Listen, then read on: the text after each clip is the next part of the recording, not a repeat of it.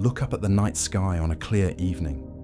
Those countless stars twinkling above you, the vast darkness between them, the gentle glow of distant galaxies. Everything you see, everything that exists, once fit into a space smaller than the period at the end of this sentence. Imagine that for a moment. The entire universe, with all its wonder and mystery, compressed into something so tiny, it defies comprehension. 13.8 billion years ago, something extraordinary happened.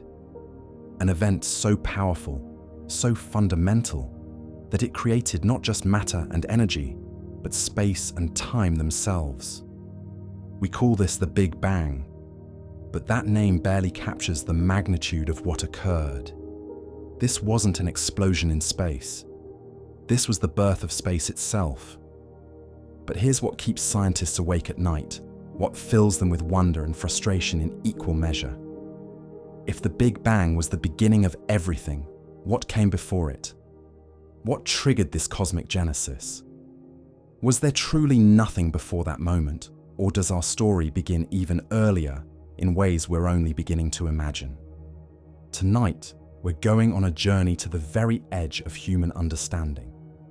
We'll explore the moments when the universe was younger than a heartbeat, when the laws of physics as we know them didn't yet exist. We'll venture into the realm where science meets philosophy, where equations give way to wonder, and where the biggest questions of all remain beautifully, mysteriously unanswered. The story of the universe's beginning isn't just about distant cosmic events, it's about us. Every atom in your body, every breath you take, every thought you think, traces its lineage back to those first moments of creation. You are literally made of star stuff, forged in the heart of ancient suns and scattered across the cosmos by stellar explosions more violent than we can imagine. As we embark on this exploration together, remember that we're not just passive observers of this cosmic story. We are part of it. We are the universe becoming aware of itself, asking questions about its own origins, reaching back through time to understand how it all began. So settle in, close your eyes if you wish, and let your mind wander to the ultimate frontier. We're about to explore the greatest mystery of all, the true beginning of the universe, and perhaps catch a glimpse of what might lie beyond. Even that, the cosmos is calling, and its story is about to unfold. Picture this. In the beginning, there was no space to fill, no time to measure, no matter to touch. There was only a single point, smaller than an atom, smaller than anything we can imagine, containing everything that would ever exist. This point, called a singularity, held all the energy, all the potential, all the future galaxies and stars and planets and life forms that would ever be. Then, in an instant that lasted less than a trillionth of a second, everything changed. The universe didn't explode into empty space. Space itself came into being. Time began its eternal march forward. This was the Big Bang, though calling it an explosion doesn't do it justice. It was more like reality itself switching on, like someone turning the lights on in a room that had never existed before. In those first moments, the universe was unimaginably hot. We're talking about temperatures of 10 billion degrees. That's hotter than the center of any star, hotter than anything we can create on Earth. At these temperatures, the very particles that make up matter couldn't exist. There were no atoms, no molecules, just pure energy dancing in forms we can barely comprehend. But the universe was expanding, and as it expanded, it cooled. Within the first second, something miraculous happened. The temperature dropped enough for the first particles to form. Protons and neutrons, the building blocks of atomic nuclei, condensed out of the cosmic soup like raindrops forming from steam. These weren't just any particles. These were the seeds of everything that would follow. During these first moments, the universe underwent a period called cosmic inflation. Imagine a balloon being inflated, but instead of air filling it slowly, it expands faster than the speed of light. In less than a second, the universe grew from smaller than a grain of sand to larger than a grapefruit. This might not sound like much, but it's one of the most important things that ever happened. The concept of inflation was first proposed by physicist Alan Guth in 1980. He was trying to solve several puzzles about our universe. Why does the universe look the same in all directions? Why is it so flat and uniform? His answer was inflation, a period of exponential expansion that smoothed out any irregularities that might have existed in the early universe. Why was inflation so crucial? It solved several puzzles about our universe. It explains why the universe looks the same in all directions, why it's so flat and uniform. Without inflation, the universe would have been a chaotic mess of hot and cold spots. Instead, it became smooth and even, setting the stage for everything that followed. The mathematics of inflation are staggering. In a time period shorter than it takes light to travel across a proton, the universe expanded by a factor of at least 10 to the power of 26. To put this in perspective, if a marble suddenly inflated by this same factor, it would become larger than the sun. The universe accomplished this feat in a time so brief that our minds struggle to comprehend it. Think about the speed of this expansion. Light travels at 300 million meters per second, the fastest speed possible in our universe. Yet during inflation, space itself expanded much faster than light could travel through it. This doesn't violate the speed of light limit because it's not matter or energy moving through space. It's space itself that's expanding, carrying everything along with it, like passengers on a cosmic escalator. As the universe continued to expand and cool, something else extraordinary happened. The four fundamental forces of nature began to separate. In the extreme heat of the earliest moments, all forces were unified into one. But as temperatures dropped, they split apart like streams branching from a river. First, gravity separated, then the strong nuclear force, then the weak nuclear force, and finally, electromagnetism. These four forces would govern everything in the universe from that moment forward. This separation of forces wasn't just a simple splitting. Each separation marked a phase transition in the universe, like water turning to ice. When gravity separated first, it created the framework within which all matter would eventually move. When the strong nuclear force separated, it gave protons and neutrons the ability to stick together. When the weak nuclear force separated, it enabled the radioactive processes that would later power stars and create heavy elements. When electromagnetism separated, it gave matter the ability to interact with light. The temperature at which gravity separated was unimaginably high, around 10 to the power of 32 degrees. At this temperature, the universe was so energetic that the very fabric of space and time was fluctuating wildly.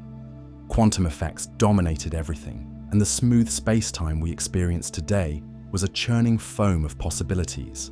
As the temperature dropped to 10 to the power of 27 degrees, the strong nuclear force separated. This was the force that would eventually hold atomic nuclei together, but at this early stage, it was still too hot for nuclei to form. The universe was filled with quarks and gluons, the fundamental particles that would later combine to form protons and neutrons. The weak nuclear force separated when the temperature dropped to about 10 to the power of 15 degrees. This force is responsible for certain types of radioactive decay, processes that would become crucial for the nuclear reactions that power stars. Without the weak force, the sun wouldn't shine, and life as we know it couldn't exist. Finally, electromagnetism separated when the temperature dropped to around 10 to the power of 12 degrees. This is the force that governs the behavior of electrically charged particles and electromagnetic radiation. It's the force that allows atoms to form chemical bonds, that makes chemistry possible. that enables light to interact with matter. Each of these separations released enormous amounts of energy, reheating the universe and setting the stage for the next phase of cosmic evolution. The universe was like a giant machine cooling down, with each phase transition marking a new stage in its development. The first few minutes of the universe's existence were perhaps the most important in all of cosmic history. This is when the first atomic nuclei formed. Protons and neutrons, still hot and energetic, began to stick together. Most formed hydrogen, the simplest element with just one proton. Some formed helium, with 2 protons and 2 neutrons. A tiny amount became lithium, with 3 protons. This process, called Big Bang nucleosynthesis, lasted only about 20 minutes. But in those 20 minutes, the universe created nearly all the hydrogen and helium that exists today. Every star you see in the night sky is powered by hydrogen forged in those first moments. The helium in the balloons at a child's birthday party was created when the universe was younger than a sitcom episode. The precision required for this process was extraordinary. If the universe had been slightly hotter, all the hydrogen would have been converted to helium. If it had been slightly cooler, no helium would have formed at all. The balance was perfect, creating a universe that was about 75% hydrogen and 25% helium, with just a trace of lithium. This ratio has remained virtually unchanged for over 13 billion years. The process began when the universe was about 1 minute old, and the temperature had dropped to about 1 billion degrees. At this temperature, protons and neutrons could finally stick together without being immediately torn apart by the intense heat. The first nucleus to form was deuterium, heavy hydrogen with 1 proton and 1 neutron. Deuterium was the key to everything that followed. It was the stepping stone that allowed the formation of heavier elements. 2 deuterium nuclei could fuse to form helium-4, the most common form of helium. They could also fuse with regular hydrogen to form helium-3, or with each other to form lithium-7. But there was a bottleneck in this process. There are no stable nuclei with 5 or 8 particles. This meant that the Big Bang couldn't produce elements heavier than lithium in any significant quantities. The universe would have to wait for the first stars to form before elements like carbon, oxygen, and iron could be created. The window for Big Bang nucleosynthesis was remarkably narrow. It began when the universe was about 1 minute old and ended when it was about 20 minutes old. After that, the universe had expanded and cooled too much for nuclear fusion to continue. The density and temperature were no longer high enough to force atomic nuclei together. Think about that for a moment. The elements that make up 3/4 of all ordinary matter in the universe were created in less time than it takes to watch a television show. The universe was remarkably efficient in those early days, accomplishing in minutes what would take billions of years to repeat in the hearts of stars. But even with all this activity, the universe was still incredibly simple compared to today. There were no stars, no galaxies, no planets, no life, just a hot, dense soup of particles and radiation, expanding and cooling in the darkness. The universe was transparent at first, but as it cooled, it became opaque, like a fog rolling in. Light couldn't travel far before being absorbed or scattered by free electrons floating in space. This opaque period lasted for hundreds of thousands of years. During this time, the universe was like a giant glowing ember, cooling from white hot to red hot to barely warm. Photons of light bounced around like pinballs, unable to travel in straight lines because they kept colliding with free electrons. The universe was full of light, but it was trapped light, unable to escape and show us what was happening. The temperature during this period dropped from billions of degrees to thousands of degrees. The universe expanded from the size of our solar system to something much larger, though still incredibly small compared to what it would become. matter and energy were almost perfectly mixed, with only the tiniest variations in density scattered throughout space. These tiny variations, smaller than 1 part in 100,000, were scattered throughout space like seeds waiting to grow. They were the fossil remnants of quantum fluctuations from the inflationary period, stretched to cosmic proportions. These seemingly insignificant variations would eventually grow into the cosmic web of galaxies and galaxy clusters we see today. During this opaque period, the universe was remarkably uniform. If you could have traveled to any point in space, you would have found essentially the same conditions everywhere. The temperature was the same, the density was the same, the composition was the same. It was as if the universe had been stirred with a giant cosmic spoon, mixing everything together until it was perfectly smooth. But perfect smoothness wasn't quite right. There were tiny ripples, variations so small that they were almost undetectable. These ripples were the seeds of all future structure in the universe. Without them, the universe would have remained perfectly smooth forever. A boring place with no stars, no galaxies, no planets, no life. The origin of these ripples takes us back to the inflationary period. During inflation, quantum fluctuations, the tiny random variations that exist at the smallest scales, were stretched to cosmic proportions. These fluctuations, which had been smaller than an atom, suddenly became larger than our solar system. They were frozen into the fabric of space itself, creating the blueprint for everything that would follow. As the universe continued to expand and cool, something remarkable was about to happen. The temperature was approaching a critical threshold, around 3,000 degrees. At this temperature, electrons would finally be able to combine with protons to form neutral hydrogen atoms. When this happened, the universe would suddenly become transparent.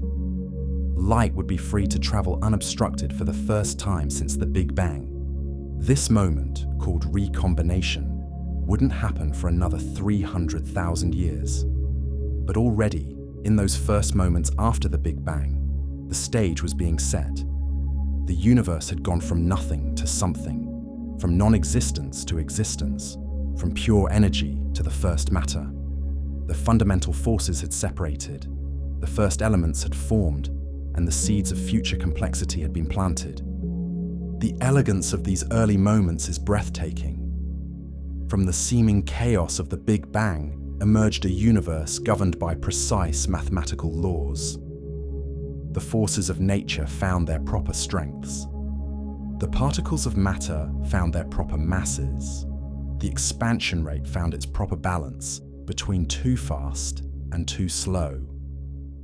Everything fell into place with a precision that makes scientists wonder if the universe was designed to be this way. Consider the delicate balance required for the universe to exist as we know it. If the strong nuclear force had been slightly weaker, protons and neutrons couldn't stick together to form atomic nuclei. If it had been slightly stronger, hydrogen would have been converted to helium too efficiently, leaving no fuel for stars. If gravity had been slightly weaker, matter couldn't clump together to form stars and galaxies. If it had been slightly stronger, the universe would have collapsed back on itself before stars could form. The expansion rate of the universe also had to be just right. If the universe had expanded too quickly, matter would have been spread too thin for gravity to pull it together into stars and galaxies. If it had expanded too slowly, it would have collapsed back into a big crunch before stars could form and evolve. Even the mass of the electron had to be precisely what it is. If electrons were much heavier, they would fall into atomic nuclei and atoms couldn't exist. If they were much lighter, atoms would be too large and chemical bonds couldn't form. The universe seems to be fine-tuned for complexity, for structure, for life. Yet even as we marvel at what we know about these first moments, we're humbled by what we don't know. The Big Bang Theory explains what happened after the universe began expanding, but it doesn't explain what caused that expansion in the first place. It's like having a detailed description of what happens after you turn on a light switch. but no understanding of what electricity is or where it comes from. The singularity itself remains a mystery. Our mathematics breaks down when we try to describe it. The laws of physics that govern everything else in the universe simply don't apply to a point of infinite density and temperature. It's as if the universe has a secret it's not ready to share, a mystery that lies at the very heart of existence. Some scientists propose that the Big Bang wasn't really the beginning, but rather a transition from one state of the universe to another.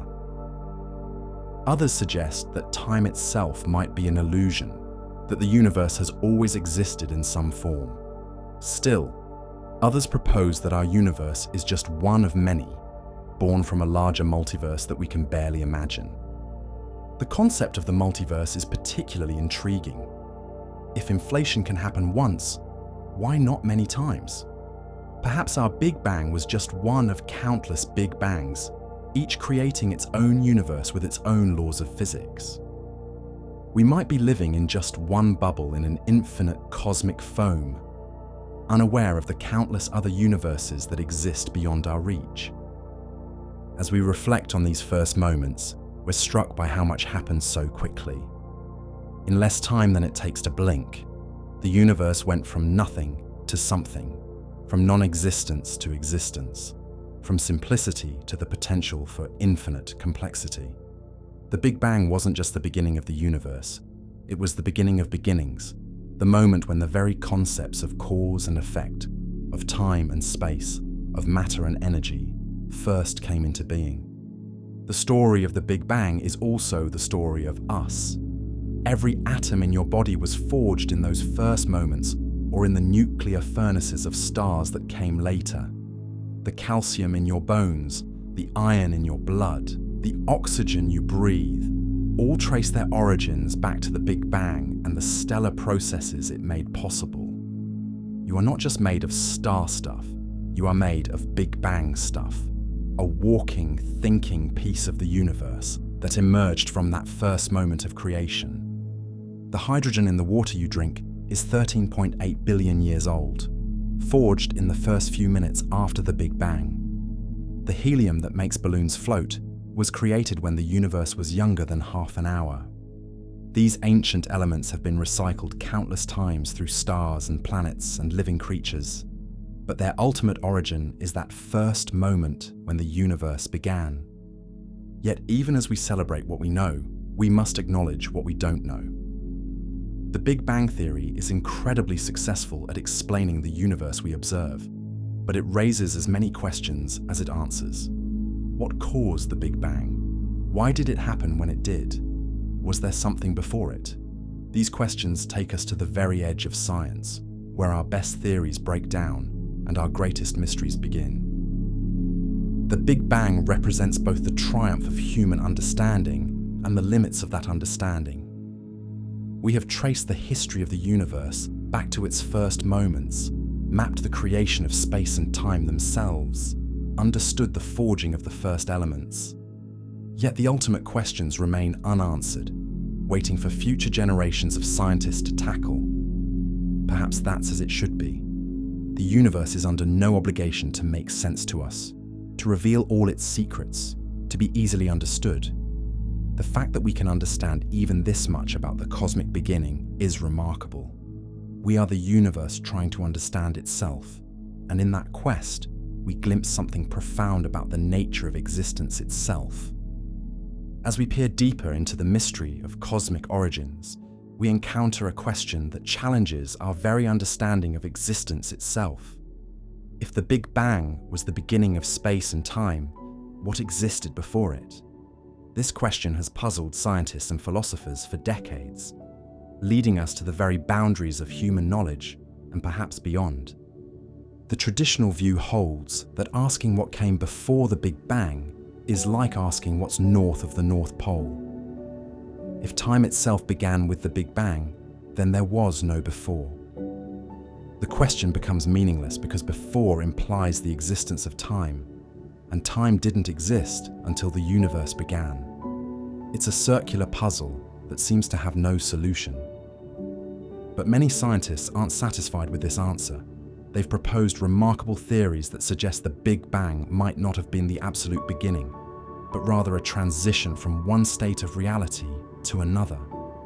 These ideas push us into realms where our everyday understanding of cause and effect breaks down, where the impossible becomes possible, and where the universe reveals depths we never imagined.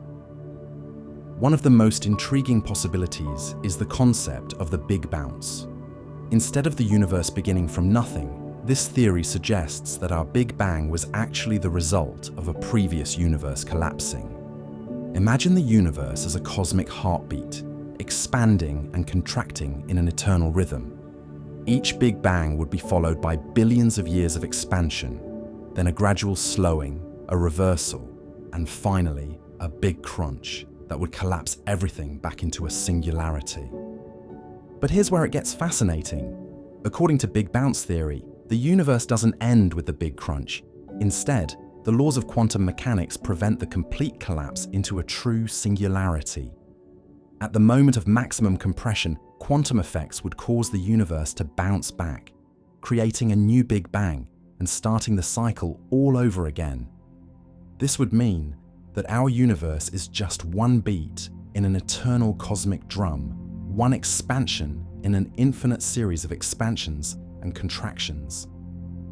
Before our Big Bang, there might have been another universe entirely, with its own galaxies, stars, and perhaps even life forms. That universe lived its full life, expanded to its maximum size, then contracted back into the seed that would become our cosmos. The mathematics of the Big Bounce are complex and beautiful.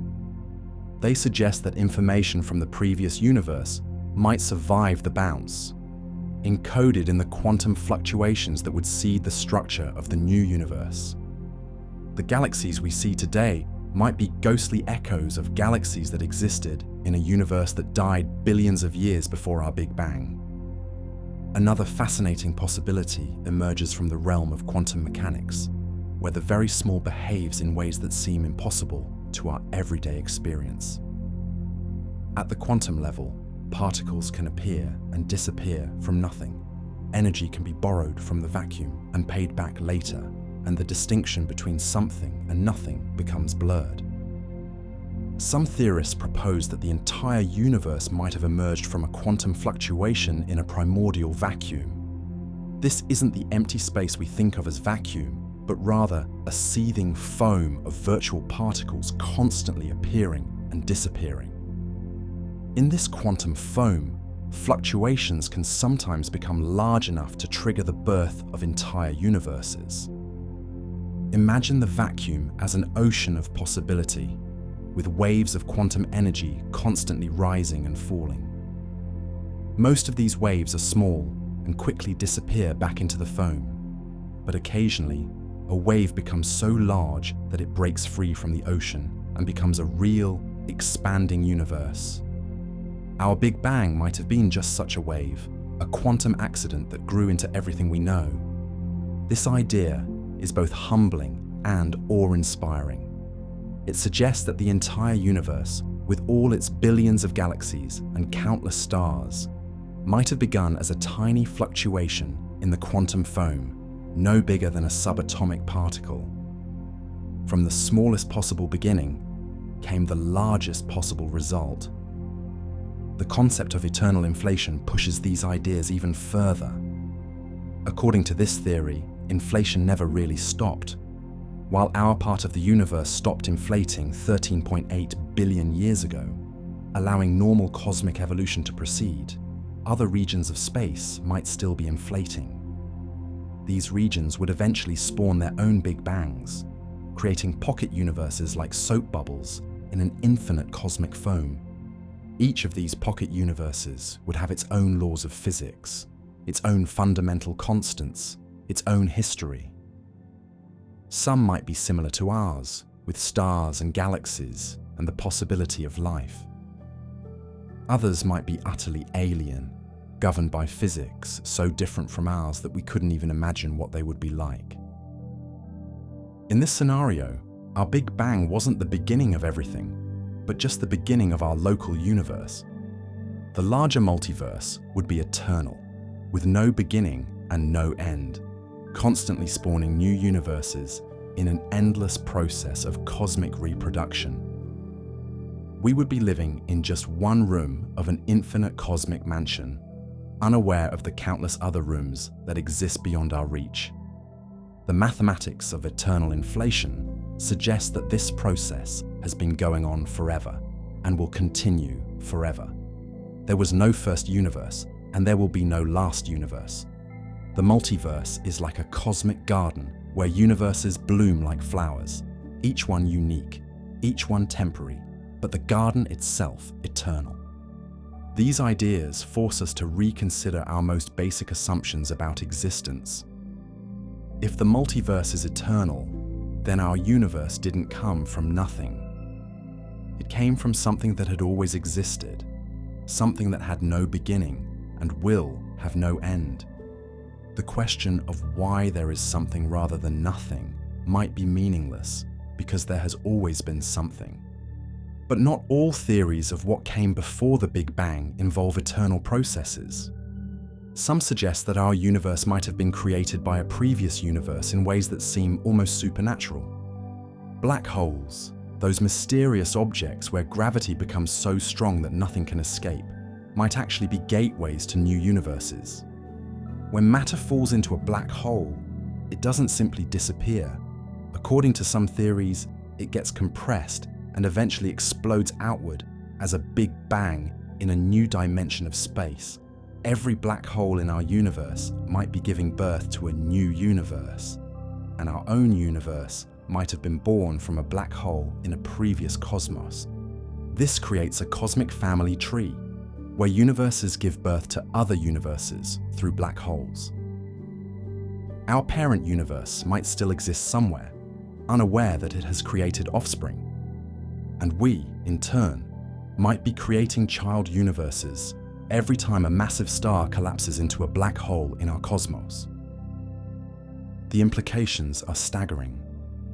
The black hole at the center of our galaxy might have already given birth to millions of new universes. Each star that dies in a supernova explosion and becomes a black hole might be creating an entire cosmos filled with billions of galaxies. The universe becomes not just a place where life exists, but a place where universes reproduce and evolve. String theory, one of the most ambitious attempts to unify all the forces of nature, offers its own perspective on what might have existed before the Big Bang. According to string theory, the fundamental particles we observe are actually tiny vibrating strings in a space that has more dimensions than the three we can perceive.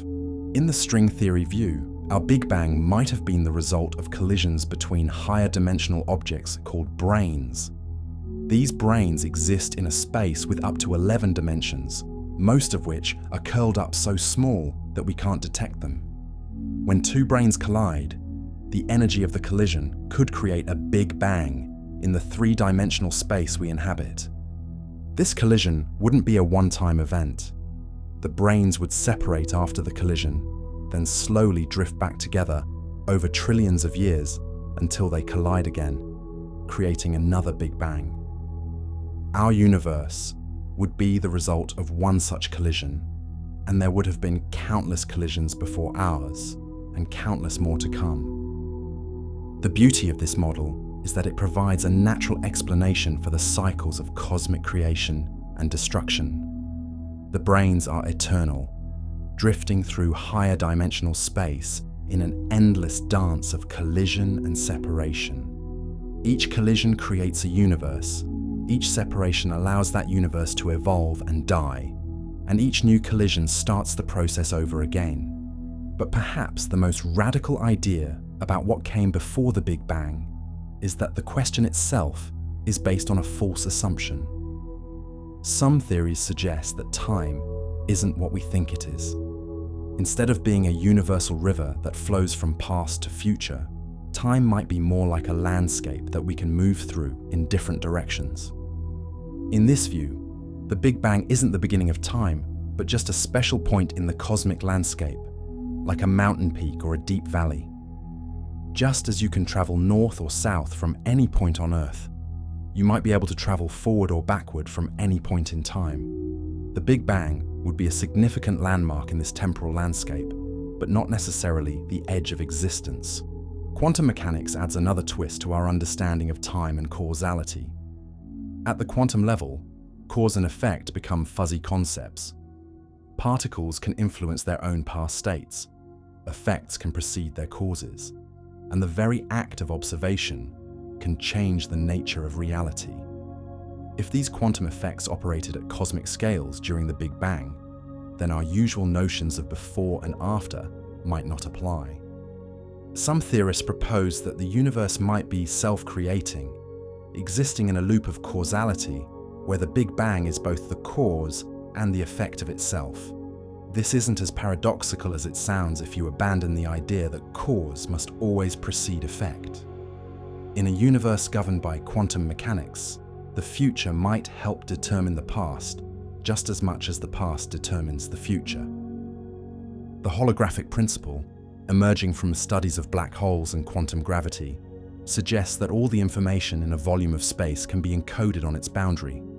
Applied to the entire universe, this means that everything that exists in our three-dimensional space might actually be a projection from information stored on a two-dimensional surface at the edge of the cosmos. If this is true, then asking what came before the Big Bang might be like asking what came before a movie. The movie has a beginning and an end, but the information that creates the movie exists outside of time on the film or digital storage. Similarly, the information that creates our universe might exist in a timeless realm, and what we call the Big Bang might just be the beginning of the projection of that information into the dimensions we perceive. These ideas challenge our deepest intuitions about reality. We think of ourselves as solid objects moving through space and time, but we might actually be patterns of information projected from a distant boundary. The universe might be more like a cosmic hologram than a mechanical clockwork, more like a dream than a machine. All of these theories share a common theme. They suggest that the Big Bang, however dramatic and important, was not the absolute beginning of everything.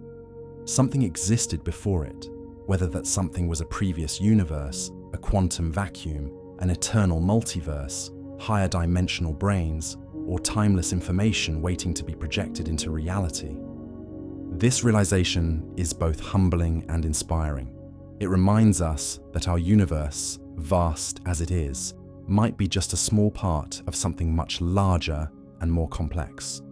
We are not the only story being told, but one chapter in an infinite book, one song in an eternal symphony, one wave in an endless ocean of existence. But it also fills us with wonder at the scope of what might be possible.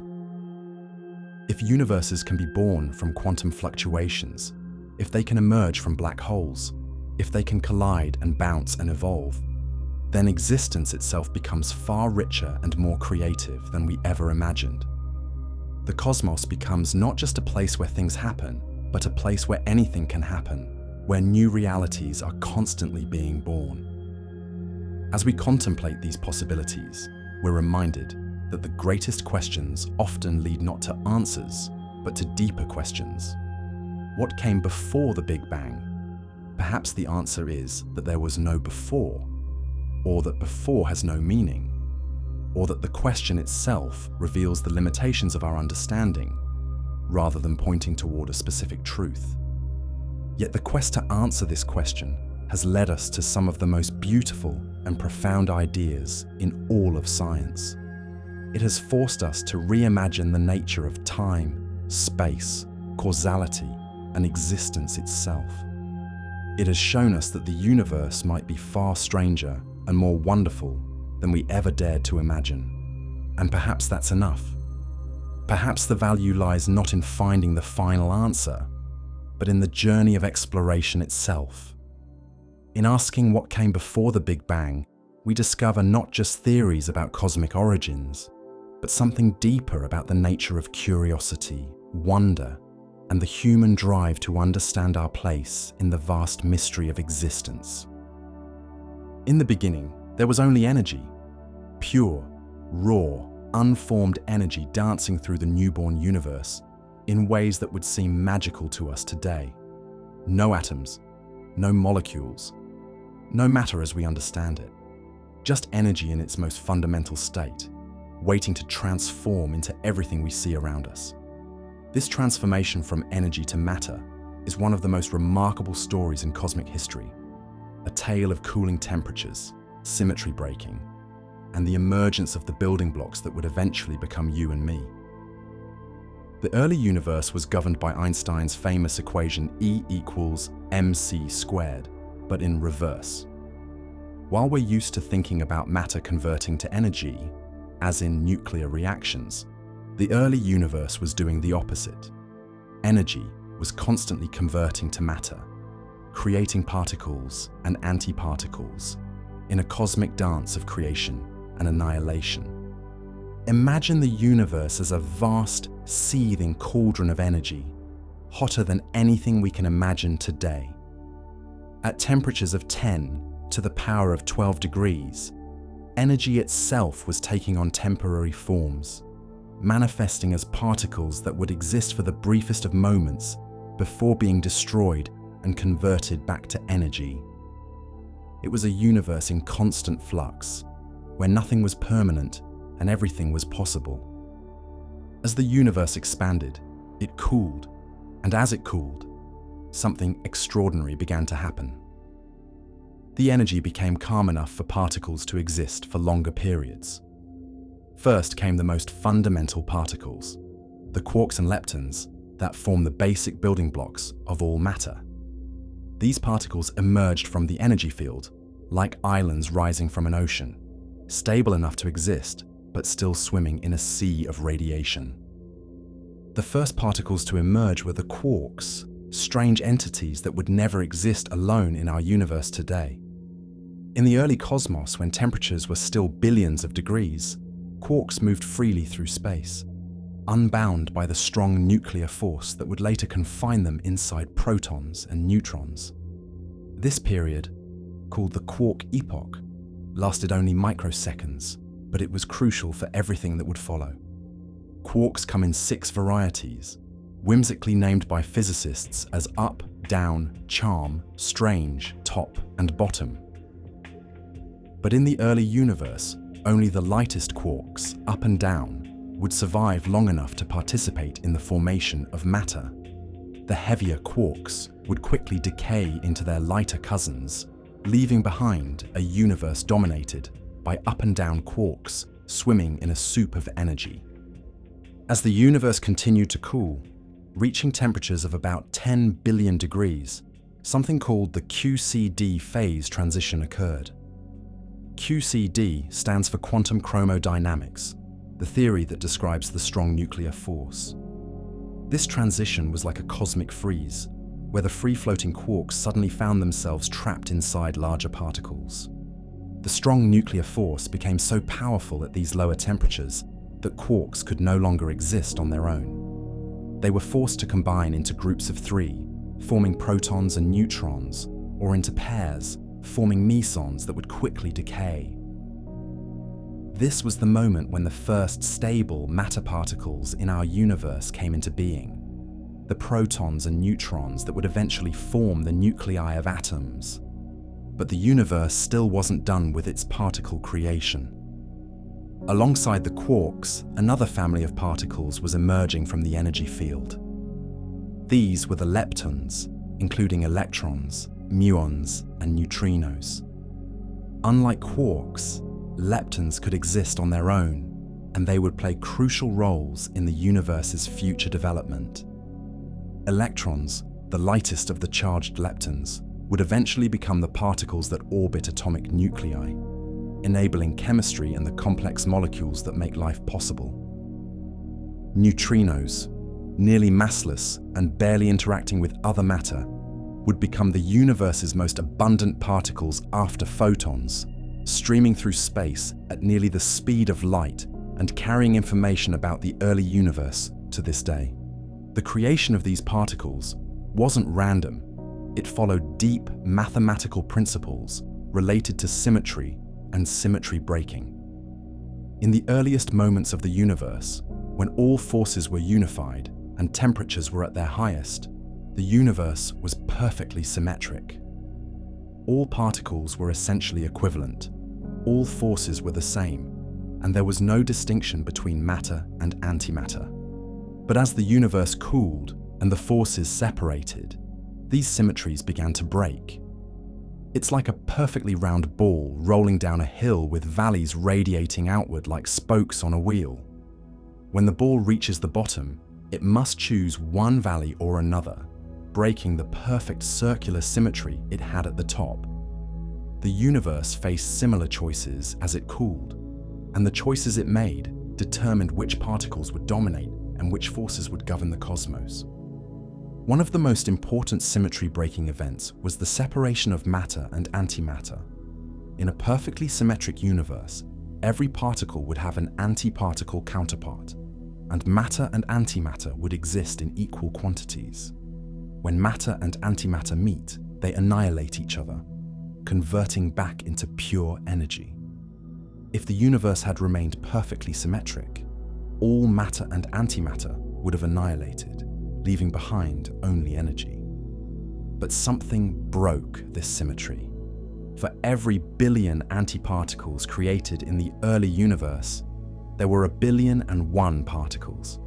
This tiny imbalance, just one part in a billion, was enough to ensure that when most of the matter and antimatter annihilated each other, a small amount of matter would remain. This leftover matter is everything we see in the universe today. Every star, every planet, every atom in your body. The origin of this matter-antimatter asymmetry remains one of the great mysteries of cosmology. Various theories propose different mechanisms, from the decay of heavy particles that favor matter over antimatter, to violations of fundamental symmetries that we're only beginning to understand. Whatever the cause, we owe our existence to this cosmic imbalance, this tiny deviation from perfect symmetry that made complexity possible. As the universe continued to expand and cool, the violent creation and annihilation of particles began to slow down.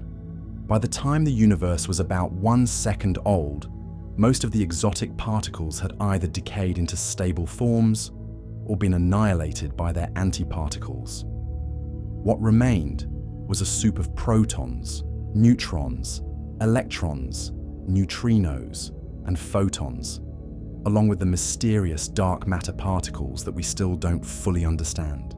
The temperature had dropped to about 10 billion degrees, cool enough for the first atomic nuclei to begin forming.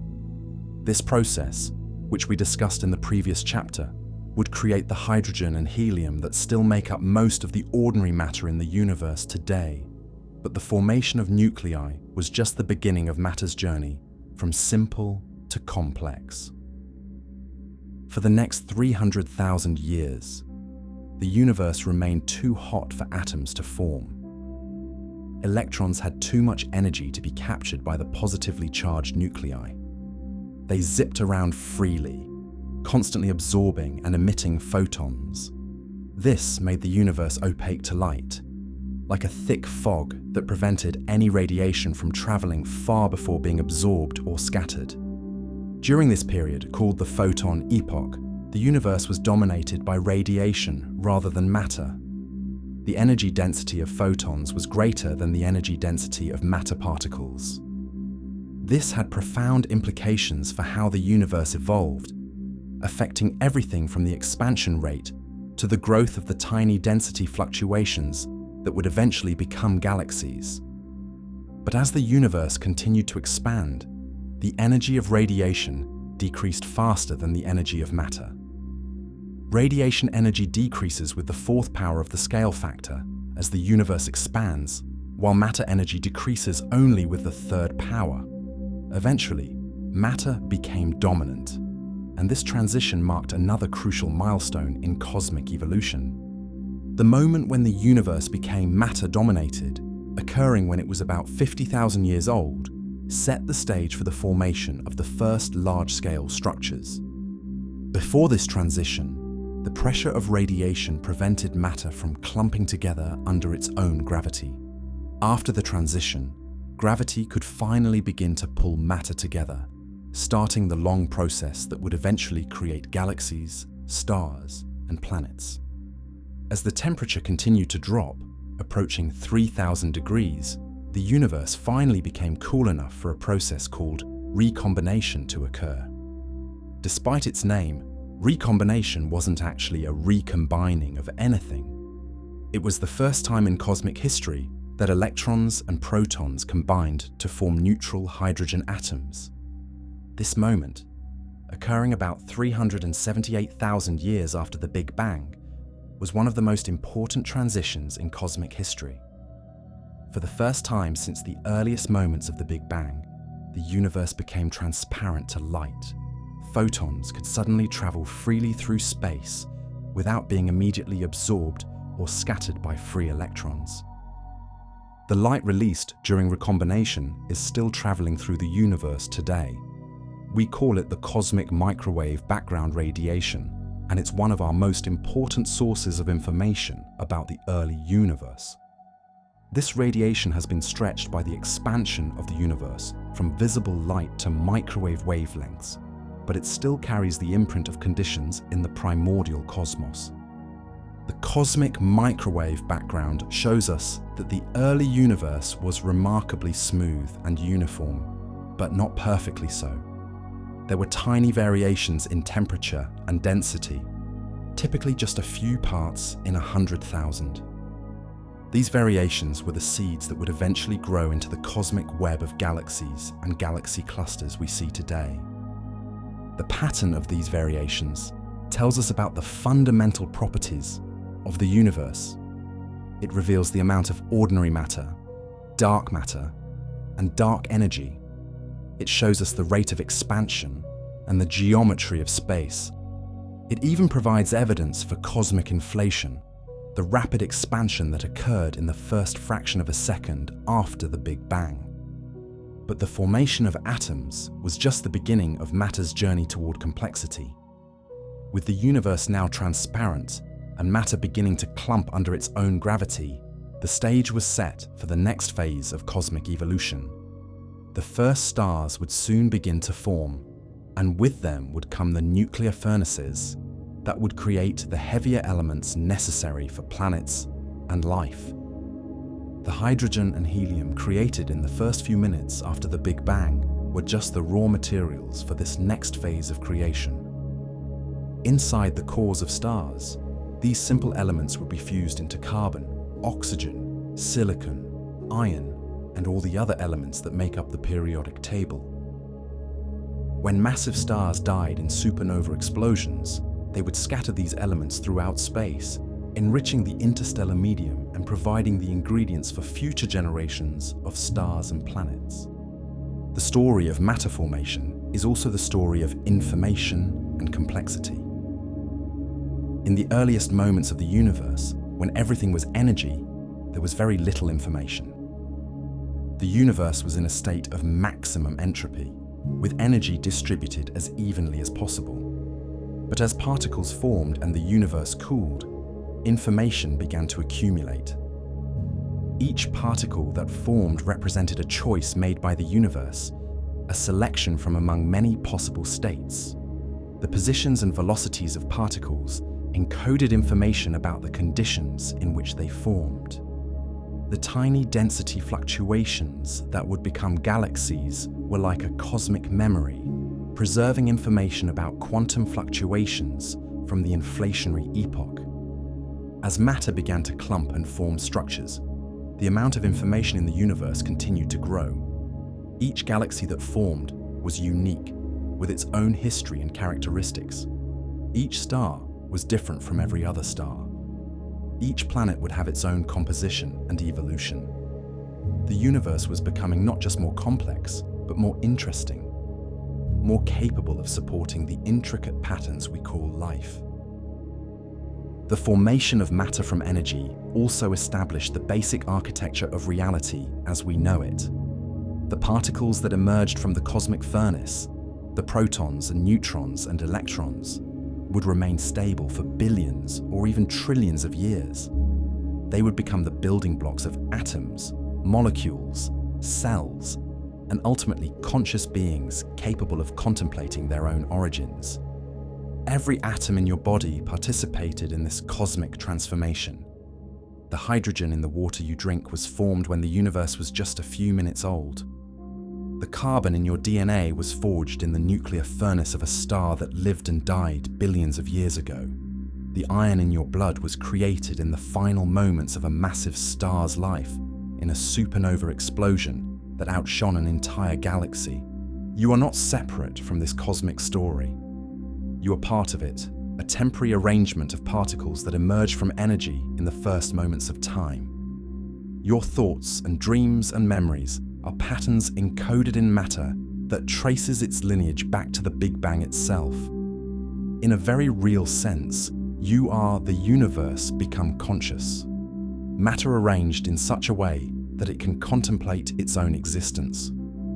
The formation of matter from energy represents one of the universe's greatest achievements. From the perfect symmetry and simplicity of pure energy emerged the rich diversity of particles and forces that make complexity possible. It was a transition from unity to multiplicity, from sameness to difference, from potential to actuality. Yet this transition also established the limits within which all future evolution would occur. The particles that formed in those early moments, their masses and charges and interaction strengths, would determine what kinds of atoms could exist, what kinds of chemistry would be possible, what kinds of stars could form. The universe was setting the rules of the game that would govern everything that followed. As we reflect on this transformation from energy to matter, we're reminded of the deep connections that link the smallest scales to the largest. The quantum properties of particles determined the large-scale structure of the universe. The symmetries and symmetry breaking that occurred in the first microseconds after the Big Bang continue to influence the behavior of matter today. The story of matter formation is far from over. Even today, high-energy cosmic rays are creating new particles in the upper atmosphere. In laboratories around the world, physicists are recreating the conditions of the early universe, watching energy transform into matter in particle accelerators that reach temperatures not seen since the first moments of time.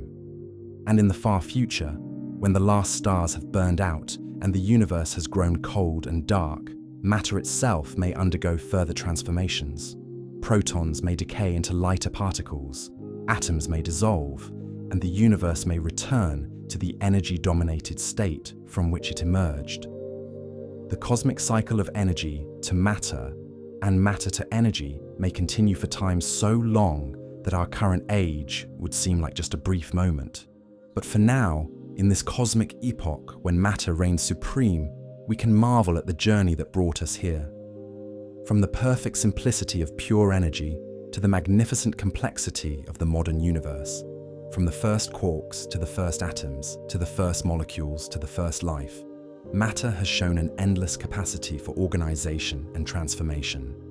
We are witnesses to this ongoing cosmic experiment, this exploration of what's possible when energy takes on form and substance. In studying the formation of matter, we're not just learning about physics and chemistry. We're discovering the deep principles that govern creativity and complexity in the universe, the rules that allowed something as remarkable as consciousness to emerge from the primordial energy of the Big Bang. After the cosmic microwave background was released and the universe became transparent, a profound darkness settled over the cosmos.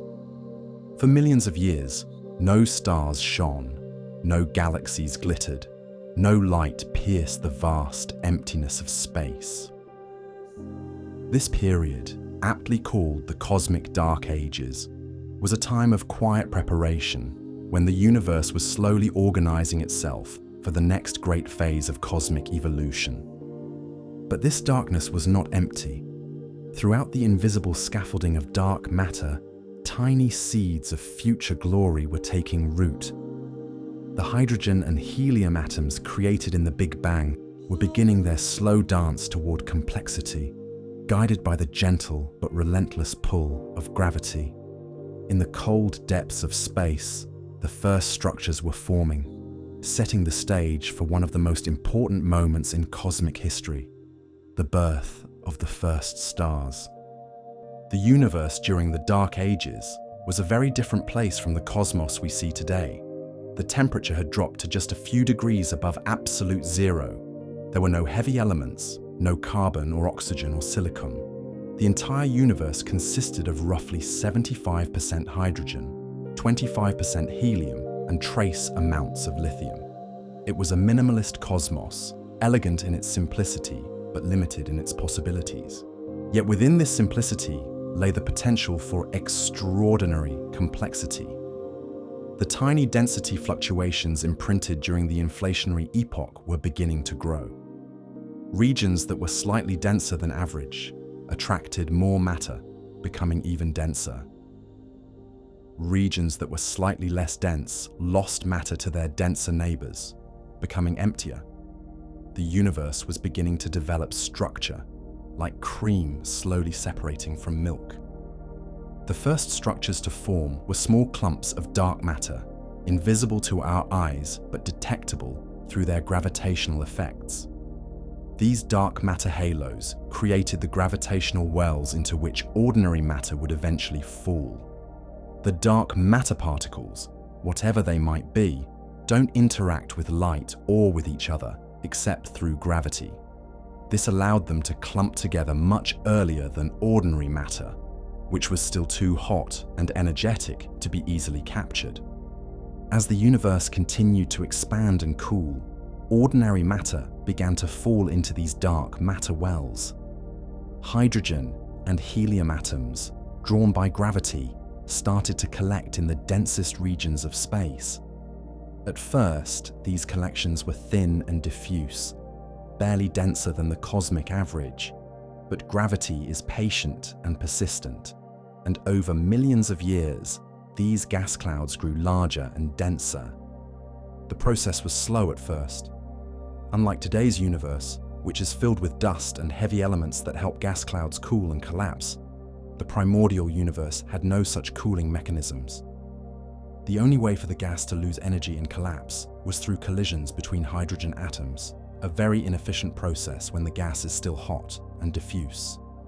But gradually, the gas clouds cooled and contracted. As they contracted, they heated up again, just as a bicycle pump gets warm when you compress air inside it. This heating slowed the collapse, creating a delicate balance between gravitational attraction, pulling the gas inward, and thermal pressure pushing it outward. For millions of years, this balance held, with the gas clouds slowly cooling and contracting at a measured pace. Finally, after perhaps 100 million years of this slow dance, some of the densest gas clouds reached a critical threshold. The temperature at their centers climbed to 10 million degrees, hot enough for nuclear fusion to begin. Hydrogen nuclei, compressed and accelerated by the intense heat, began to overcome their mutual electrical repulsion and fuse together, releasing enormous amounts of energy. The first stars ignited, and light returned to the universe. These first stars were unlike any we see today. Born from pure hydrogen and helium, with no heavy elements to help them radiate away excess heat, they were giants among giants. The smallest of these primordial stars was probably 20 or 30 times more massive than our Sun. The largest might have been 200 or even 300 times more massive, so large that they would dwarf our Sun as a cathedral dwarfs a pebble. These stellar behemoths burned with incredible brightness and ferocity. Their surfaces were scorching hot, perhaps 100,000 degrees compared to our Sun's relatively cool 6,000 degrees. They shone with a brilliant blue-white light that could be seen across vast distances. If you could have stood on a planet orbiting one of these first stars, the sky would have been blazing with light so intense that the star's surface would have been clearly visible, like looking at a smaller, brighter version of our Sun. But their glory was brief. These massive stars burned through their nuclear fuel at a prodigious rate. While our sun will shine for about 10 billion years, these first stars exhausted their hydrogen in just a few million years. They lived fast and died young, blazing across the cosmic sky like celestial fireworks, before collapsing into black holes or exploding as supernovae. When they died, they changed the universe forever. Inside their nuclear furnaces, these first stars had been busy creating the first heavy elements. The intense heat and pressure at their cores forced lighter nuclei to combine into heavier ones, forging carbon, oxygen, neon, silicon, and iron. Elements that had never existed before in the cosmos were being born in the hearts of dying stars. When the most massive of these stars reached the end of their lives, they exploded as pair instability supernovae, explosions so violent that they completely destroyed the star, leaving nothing behind. These explosions scattered the newly created heavy elements throughout space, seeding the universe with the building blocks that would make planets and life possible. Other first-generation stars, those on the lower end of the mass range, collapsed into black holes when they died. These black holes, perhaps 20 to 100 times more massive than our Sun, became the seeds around which the first galaxies would eventually form. They grew by accreting matter from their surroundings, becoming ever more massive and influential. The death of the first stars marked the end of the cosmic dark ages and the beginning of the cosmic dawn. The heavy elements they created allowed the next generation of stars to form more easily and burn more steadily. Carbon and oxygen atoms could radiate away heat much more efficiently than hydrogen, allowing gas clouds to cool and collapse faster. The universe was entering a new phase of evolution, one where complexity would flourish. The first galaxies began to form around this time, roughly 500 million years after the Big Bang. These early galaxies were small and irregular, nothing like the grand spiral and elliptical galaxies we see today. They were more like loose collections of star-forming regions, held together by gravity and the dark matter halos in which they were embedded. The formation of these first galaxies was driven by the merger of smaller dark matter halos. As the universe evolved, small halos collided and merged to form larger ones. The gas trapped within these halos was stirred and compressed by these mergers, triggering new waves of star formation. The early universe was a violent place, with galaxies constantly colliding and merging in a cosmic dance of creation and destruction.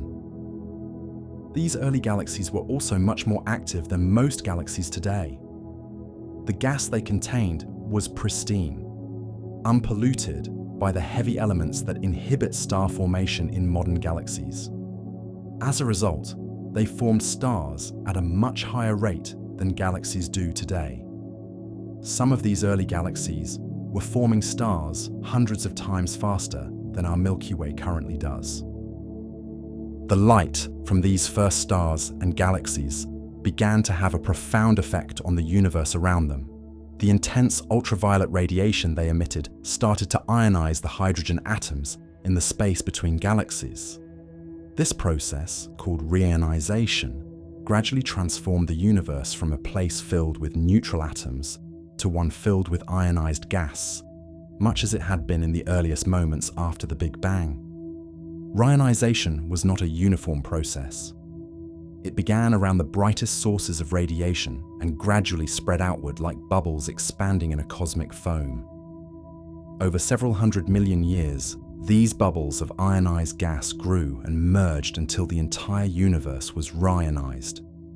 This marked another major transition in cosmic history, the end of the age of neutral atoms and the beginning of the age of ionized gas that continues to this day. The process of reionization also had important consequences for future star formation.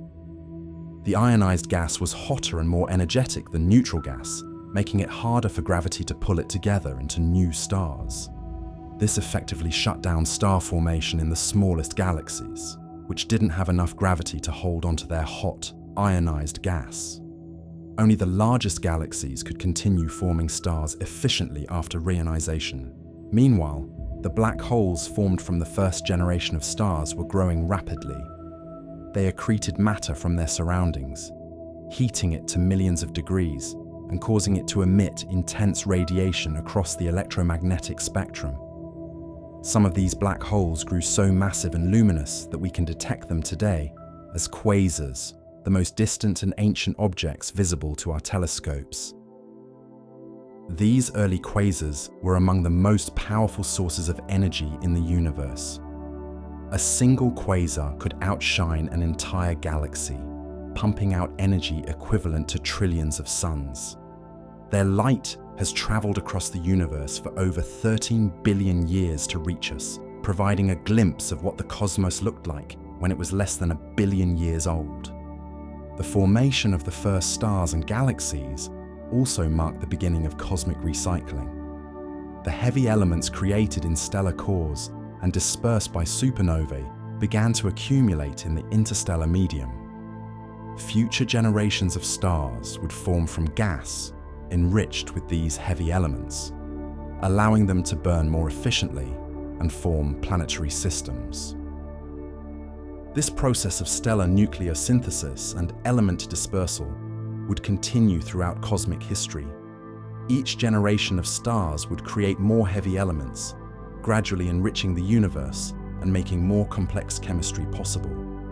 The carbon in your DNA, the oxygen you breathe, the calcium in your bones, all were forged in the nuclear furnaces of ancient stars and dispersed by stellar explosions billions of years ago. The first galaxies also began to establish the large-scale structure of the universe. They formed along filaments of dark matter, creating a cosmic web that spans the entire observable universe. These filaments, like the strands of a vast three-dimensional spider web, channel matter from the voids between them into dense nodes where galaxies cluster together. This cosmic web structure is still visible today in the distribution of galaxies across the sky. Computer simulations show that it emerged naturally from the tiny density fluctuations imprinted during cosmic inflation, grown and amplified by billions of years of gravitational evolution. The first galaxies were the bright beacons that illuminated this hidden architecture, revealing the skeletal framework upon which all future cosmic structure would be built. As we look back at this era of first light, we see the universe transforming from a simple, uniform expanse of hydrogen and helium into a complex, structured cosmos filled with diverse objects and phenomena.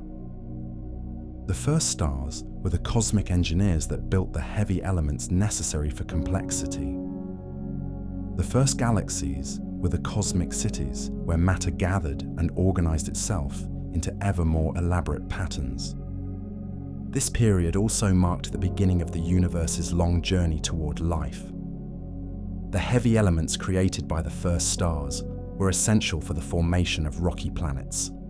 The energy released by stellar explosions mixed and heated the interstellar medium, creating the complex chemistry that would eventually lead to organic molecules.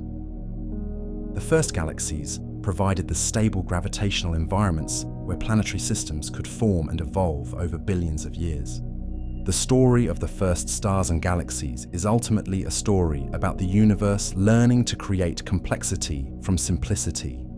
It shows how gravity, working patiently over cosmic time, can transform smooth distributions of matter into intricate structures. It demonstrates how nuclear physics operating in stellar cores can produce the chemical diversity necessary for rich and varied worlds. But perhaps most importantly, it reveals the universe as a creative force, constantly experimenting with new forms and possibilities.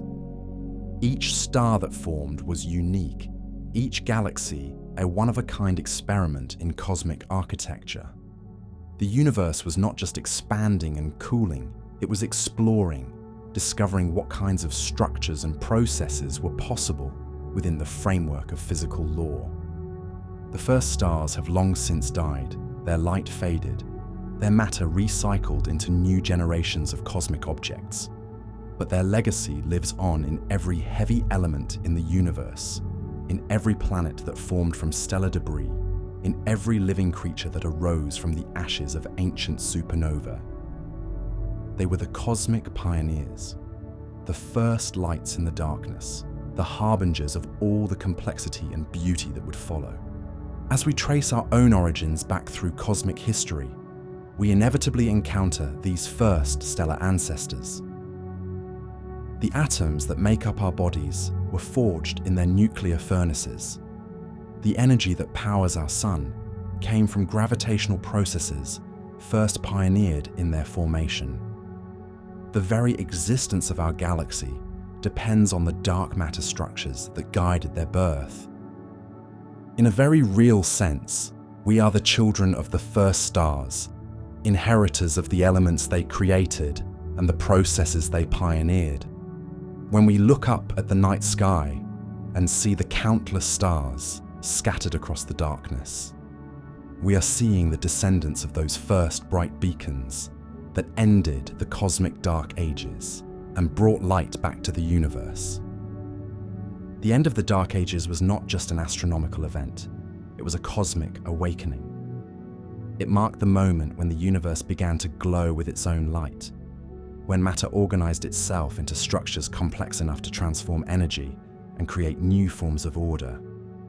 It was the dawn of the cosmic day in which we still live, a day that began with the first stars and continues with every new star that forms, every planet that condenses, every life form that evolves. And so the darkness gave way to light, simplicity gave way to complexity, and the universe began its long journey toward consciousness. The first stars were more than just balls of hot gas burning in the void. They were the cosmic catalyst that made everything else possible, the bright beginning of the magnificent story of cosmic evolution that continues to unfold around us today. In the grand theatre of cosmic evolution, few actors are as mysterious and powerful as black holes. These enigmatic objects, regions of space where gravity has become so intense that nothing, not even light, can escape, might seem like cosmic destroyers, devourers of matter and energy. But as we peer deeper into the universe's history, we discover that black holes are not just cosmic vacuum cleaners. They are architects of the cosmos, sculptors of galaxies, and perhaps even creators of universes. The story of black holes begins with the death of the first stars.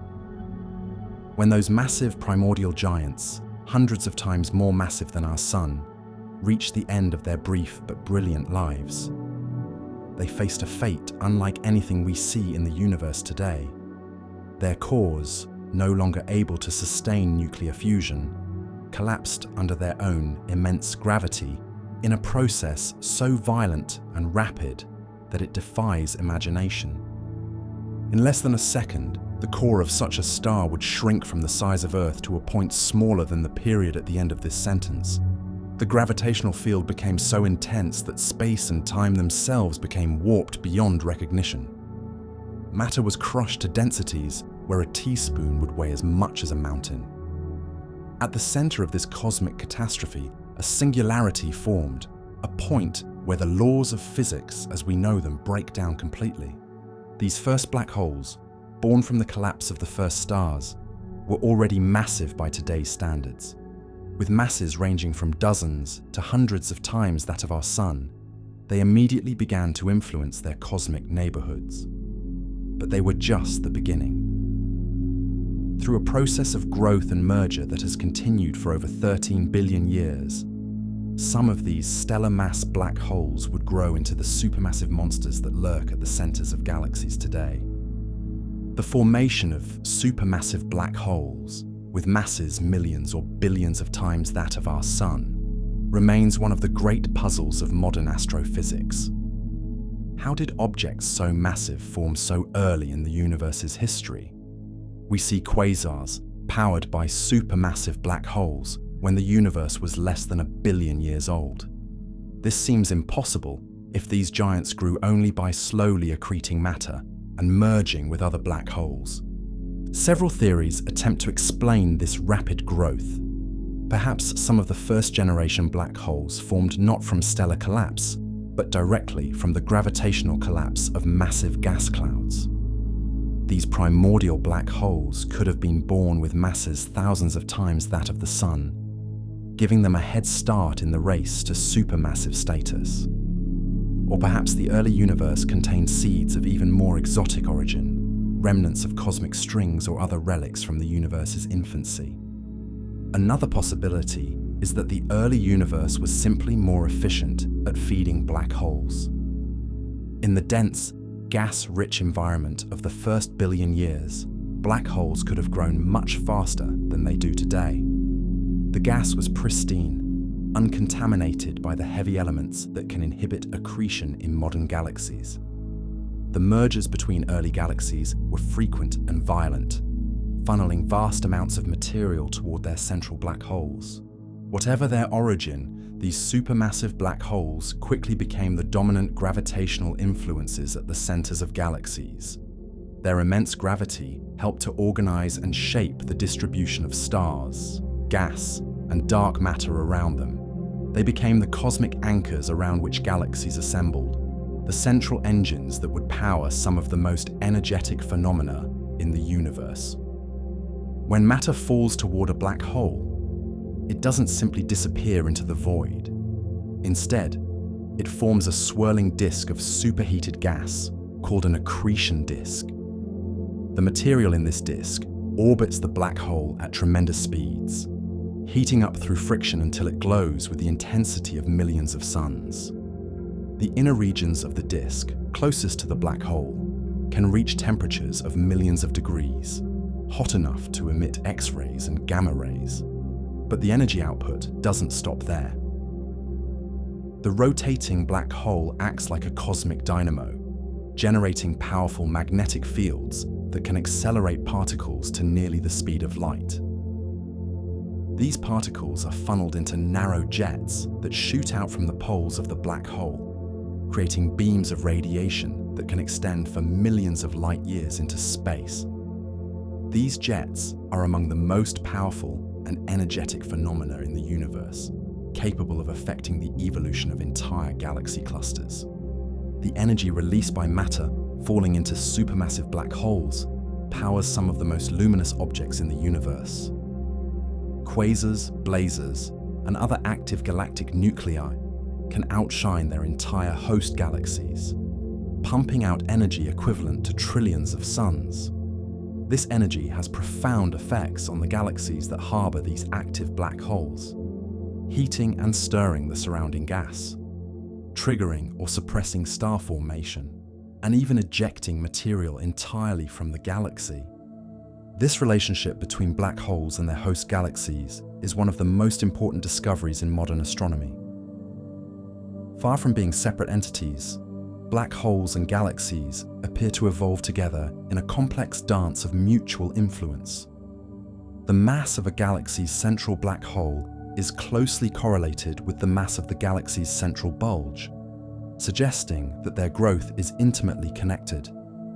This connection implies that black holes play a crucial role in regulating star formation throughout cosmic history. When a black hole is actively accreting matter, the energy it releases can heat the gas in its host galaxy, preventing it from cooling and collapsing to form new stars. This provides a natural thermostat that prevents galaxies from converting all their gas into stars too quickly. Without this regulatory mechanism, galaxies would burn through their gas reserves much faster, forming stars at unsustainable rates, and quickly exhausting the fuel needed for continued star formation. The universe would be filled with dead galaxies, their star formation long since quenched, their gas supplies depleted.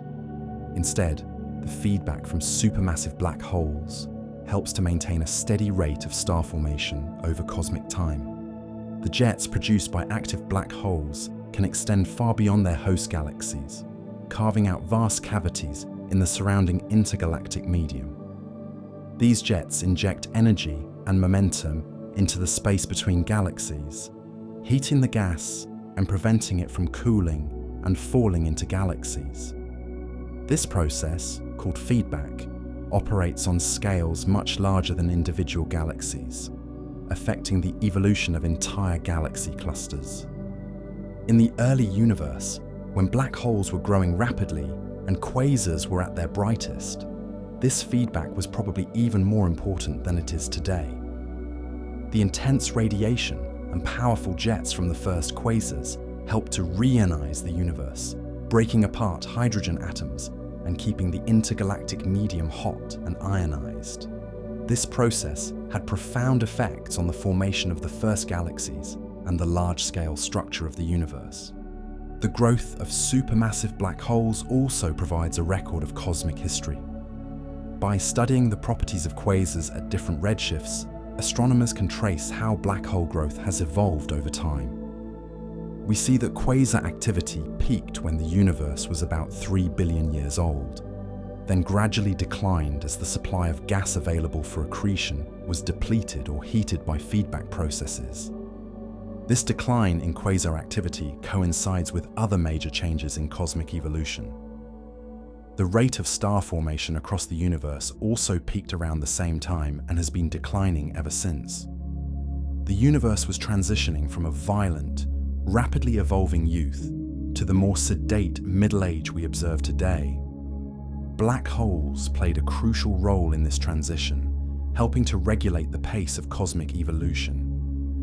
But black holes don't just influence galaxy evolution through their energy output.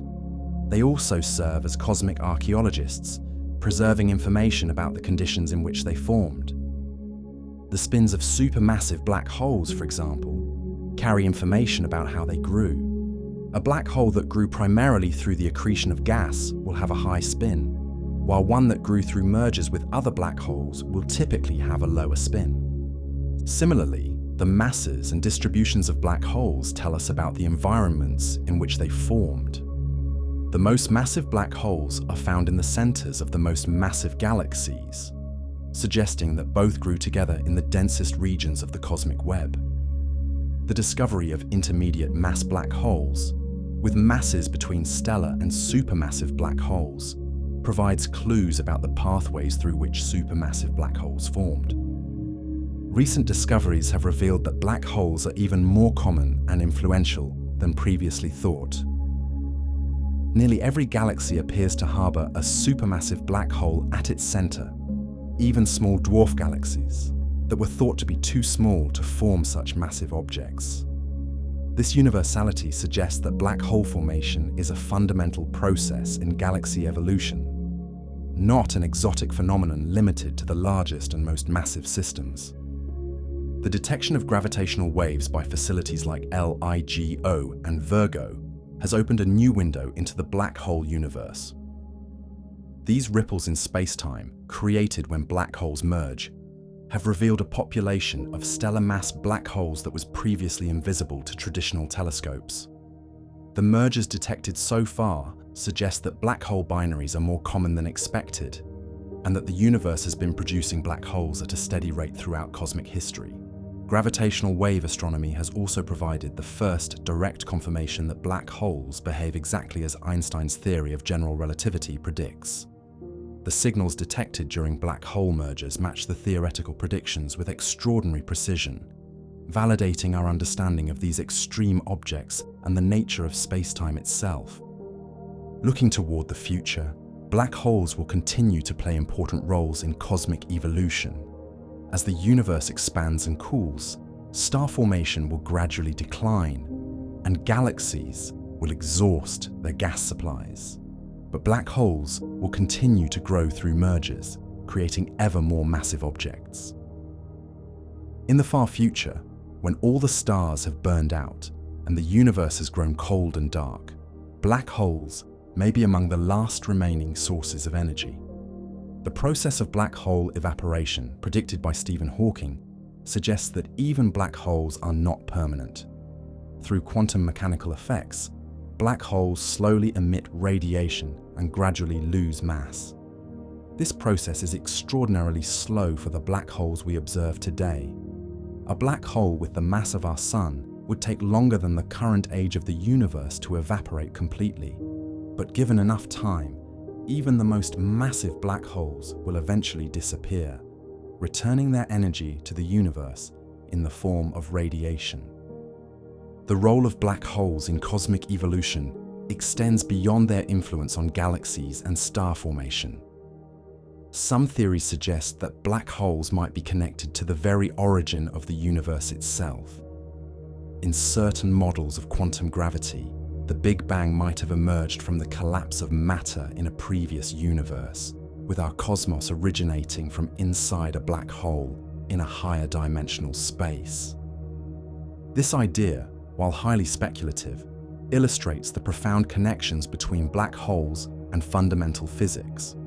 These objects exist at the intersection of general relativity and quantum mechanics, the two great theories of 20th century physics.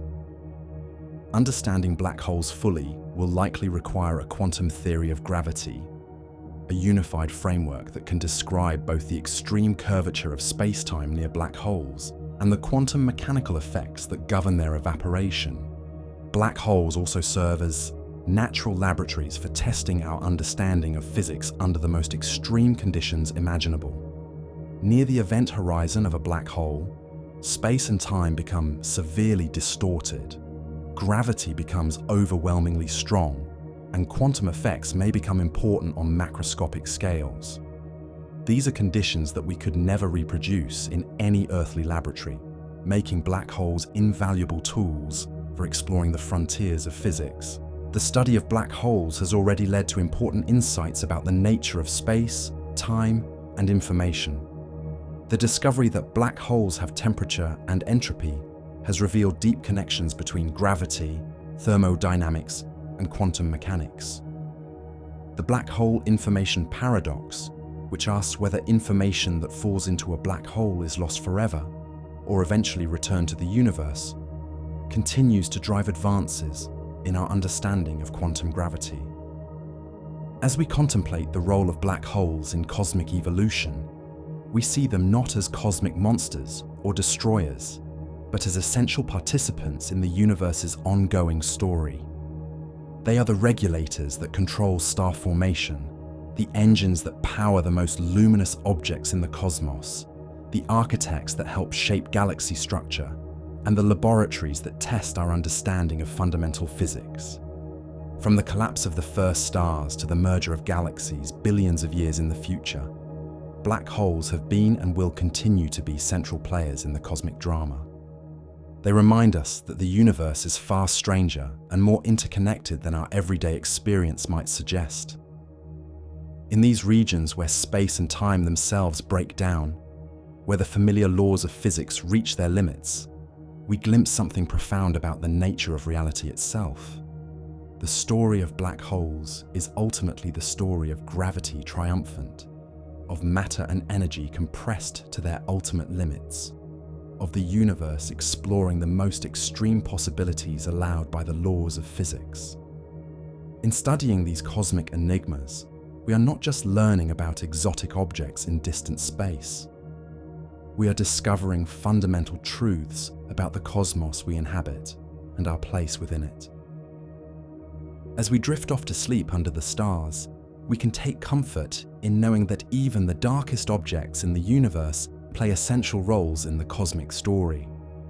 The black holes scattered throughout space are not voids or absences, but concentrations of matter and energy so dense that they warp the very fabric of reality. They are the universe's most extreme creations, and yet they are also among its most important architects, shaping the cosmos on scales from individual galaxies to the largest structures in the universe. In the end, black holes teach us that even destruction can be creative, that even the most extreme conditions can give rise to beauty and complexity.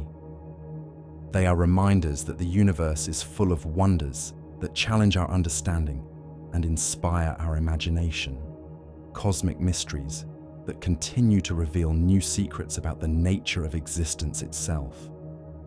As we gaze into the night sky, marveling at the countless stars and galaxies scattered across the cosmic tapestry, we might think we're seeing the universe in all its glory, but we would be profoundly mistaken. The stars and galaxies, the planets and nebulae, all the matter we can see and touch and understand make up less than 5% of everything that exists. The remaining 95% of the universe consists of mysterious substances that we cannot see, cannot touch, and barely understand. These are the dark forces that shape our cosmos, the invisible architects of reality itself. This revelation is perhaps one of the most humbling discoveries in the history of science. For centuries, astronomers catalogued stars and galaxies, mapped their movements, and developed theories to explain their behavior. They thought they were studying the universe itself. Instead, they were examining only the tiny visible tip of a cosmic iceberg, whose bulk remained hidden in darkness. The first hints of this hidden universe came from observations of galaxy rotation curves in the 1970s. When astronomers measured how far stars orbit around the centers of galaxies, they expected to find that stars farther from the center move more slowly, just as planets farther from the sun orbit more slowly in our solar system. Instead, they discovered something shocking. Stars at the edges of galaxies were moving just as fast as those near the center, sometimes even faster. This observation was revolutionary and deeply troubling. According to our understanding of gravity, there simply wasn't enough visible matter in these galaxies to keep the outer stars bound in their orbits. They should have been flung out into intergalactic space long ago. Yet there they were, serenely orbiting their galactic centers as if held in place by some invisible hand. The solution to this puzzle required invoking the existence of dark matter, a form of matter that doesn't emit, absorb, or reflect light, making it invisible to our telescopes. This dark matter must outweigh all the visible matter in galaxies by a factor of 5 to 1, providing the additional gravity needed to keep the outer stars in their orbits. It was a radical proposal, suggesting that most of the matter in the universe is made of something we had never detected directly. Dark matter reveals itself only through its gravitational effects, but those effects are profound and far-reaching. Computer simulations show that, without dark matter, galaxies as we know them could never have formed. The universe would be a very different and much emptier place, filled with diffuse gas, but lacking the dense concentrations of matter needed to birth stars and planets. The nature of dark matter remains one of the greatest mysteries in modern physics. We know it must be made of particles that interact very weakly with ordinary matter and with light. These particles must be stable, surviving unchanged since the early moments of the universe. They must be cold, meaning they move relatively slowly compared to the speed of light, allowing them to clump together under their own gravity. Various candidates have been proposed for dark matter particles. Weakly interacting massive particles, known as WIMPs, were long considered the leading candidates. These hypothetical particles would have masses similar to protons, but would interact with ordinary matter only through the weak nuclear force and gravity. Axions, ultralight particles, originally proposed to solve problems in particle physics, represent another possibility. Sterile neutrinos, hypothetical cousins of the known neutrinos, offer yet another avenue for exploration. Despite decades of searching, dark matter particles have remained frustratingly elusive. Deep underground laboratories around the world have deployed increasingly sensitive detectors, hoping to catch dark matter particles as they pass through the Earth. Particle accelerators have smashed protons together at enormous energies, hoping to create dark matter particles in high-energy collisions. Space-based telescopes have searched for the gamma rays that might be produced when dark matter particles annihilate each other. So far, all these efforts have come up empty. This absence of direct detection has led some scientists to propose alternative explanations for the observations we attribute to dark matter. Modified theories of gravity suggest that our understanding of gravity itself might be incomplete, that gravity might behave differently on large scales than it does in our solar system. These theories attempt to explain galaxy rotation curves and other observations without invoking invisible matter. However, the evidence for dark matter has only grown stronger over time. Observations of galaxy clusters, the largest gravitationally bound structures in the universe, provide some of the most compelling evidence. When two galaxy clusters collide, the dark matter in each cluster passes through the collision largely unaffected, since dark matter particles don't interact strongly with each other. But the hot gas in the clusters, which makes up most of the ordinary matter, gets slowed down and heated by the collision. This separation between the dark matter and the ordinary matter can be observed through gravitational lensing, the bending of light by massive objects. The gravitational effects reveal where the dark matter is located, while X-ray observations show where the hot gas has ended up. These observations provide dramatic visual evidence that most of the matter in galaxy clusters is indeed invisible and behaves differently from ordinary matter. The cosmic microwave background radiation also provides strong support for dark matter. The tiny fluctuations in this ancient light reveal the seeds that would eventually grow into galaxies and galaxy clusters. The pattern of these fluctuations matches theoretical predictions remarkably well, but only if the universe contains about 5 times more dark matter than ordinary matter. Without dark matter, the observed patterns simply couldn't have formed. While dark matter shapes the large-scale structure of the universe, an even more mysterious force governs its ultimate fate. In 1998, 2 teams of astronomers studying distant supernovae made a discovery that shook the foundations of cosmology.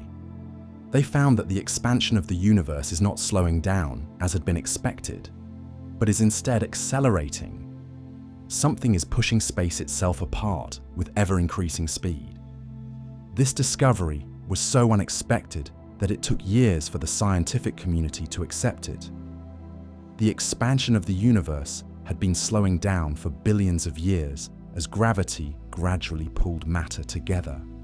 What could possibly cause this deceleration to reverse and the expansion to speed up? The answer, scientists realized, required the existence of a new form of energy that permeates all of space and exerts a repulsive gravitational effect.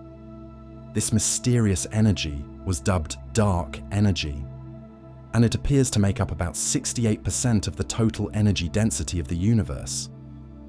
Unlike dark matter, which clumps together and helps form galaxies and galaxy clusters, dark energy is smoothly distributed throughout space. Its density remains constant even as the universe expands, which means that as space grows larger, the total amount of dark energy increases. The properties of dark energy seem almost supernatural. It has negative pressure, meaning it pushes outward rather than pulling inward like ordinary matter. This negative pressure is what drives the accelerated expansion of the universe. As space expands, dark energy becomes more dominant relative to matter and radiation, causing the expansion to accelerate even faster.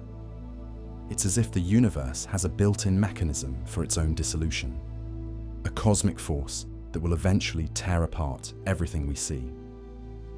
The leading candidate for dark energy is the cosmological constant, a term that Einstein introduced into his equations of general relativity and later called his greatest blunder. The cosmological constant represents the energy of empty space itself, the quantum vacuum energy that exists even in regions completely devoid of matter and radiation.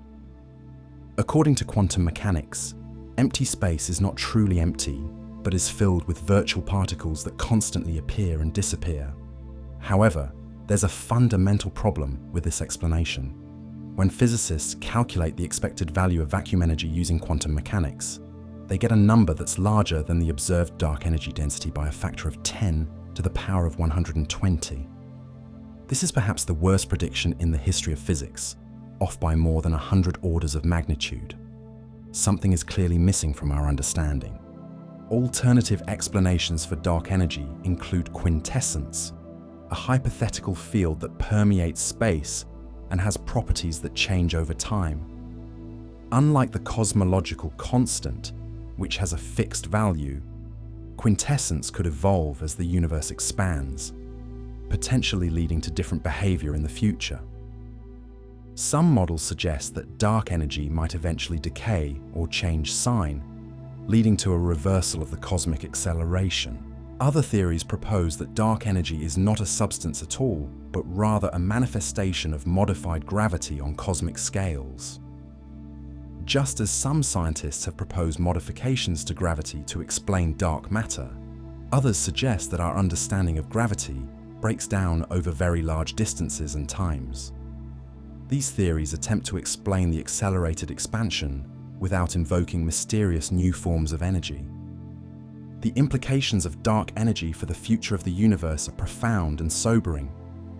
If dark energy continues to dominate cosmic evolution, it will drive galaxies farther and farther apart until they disappear beyond each other's horizons. Stars will continue to form and die, but at an ever-decreasing rate as galaxies become isolated and their gas supplies are depleted.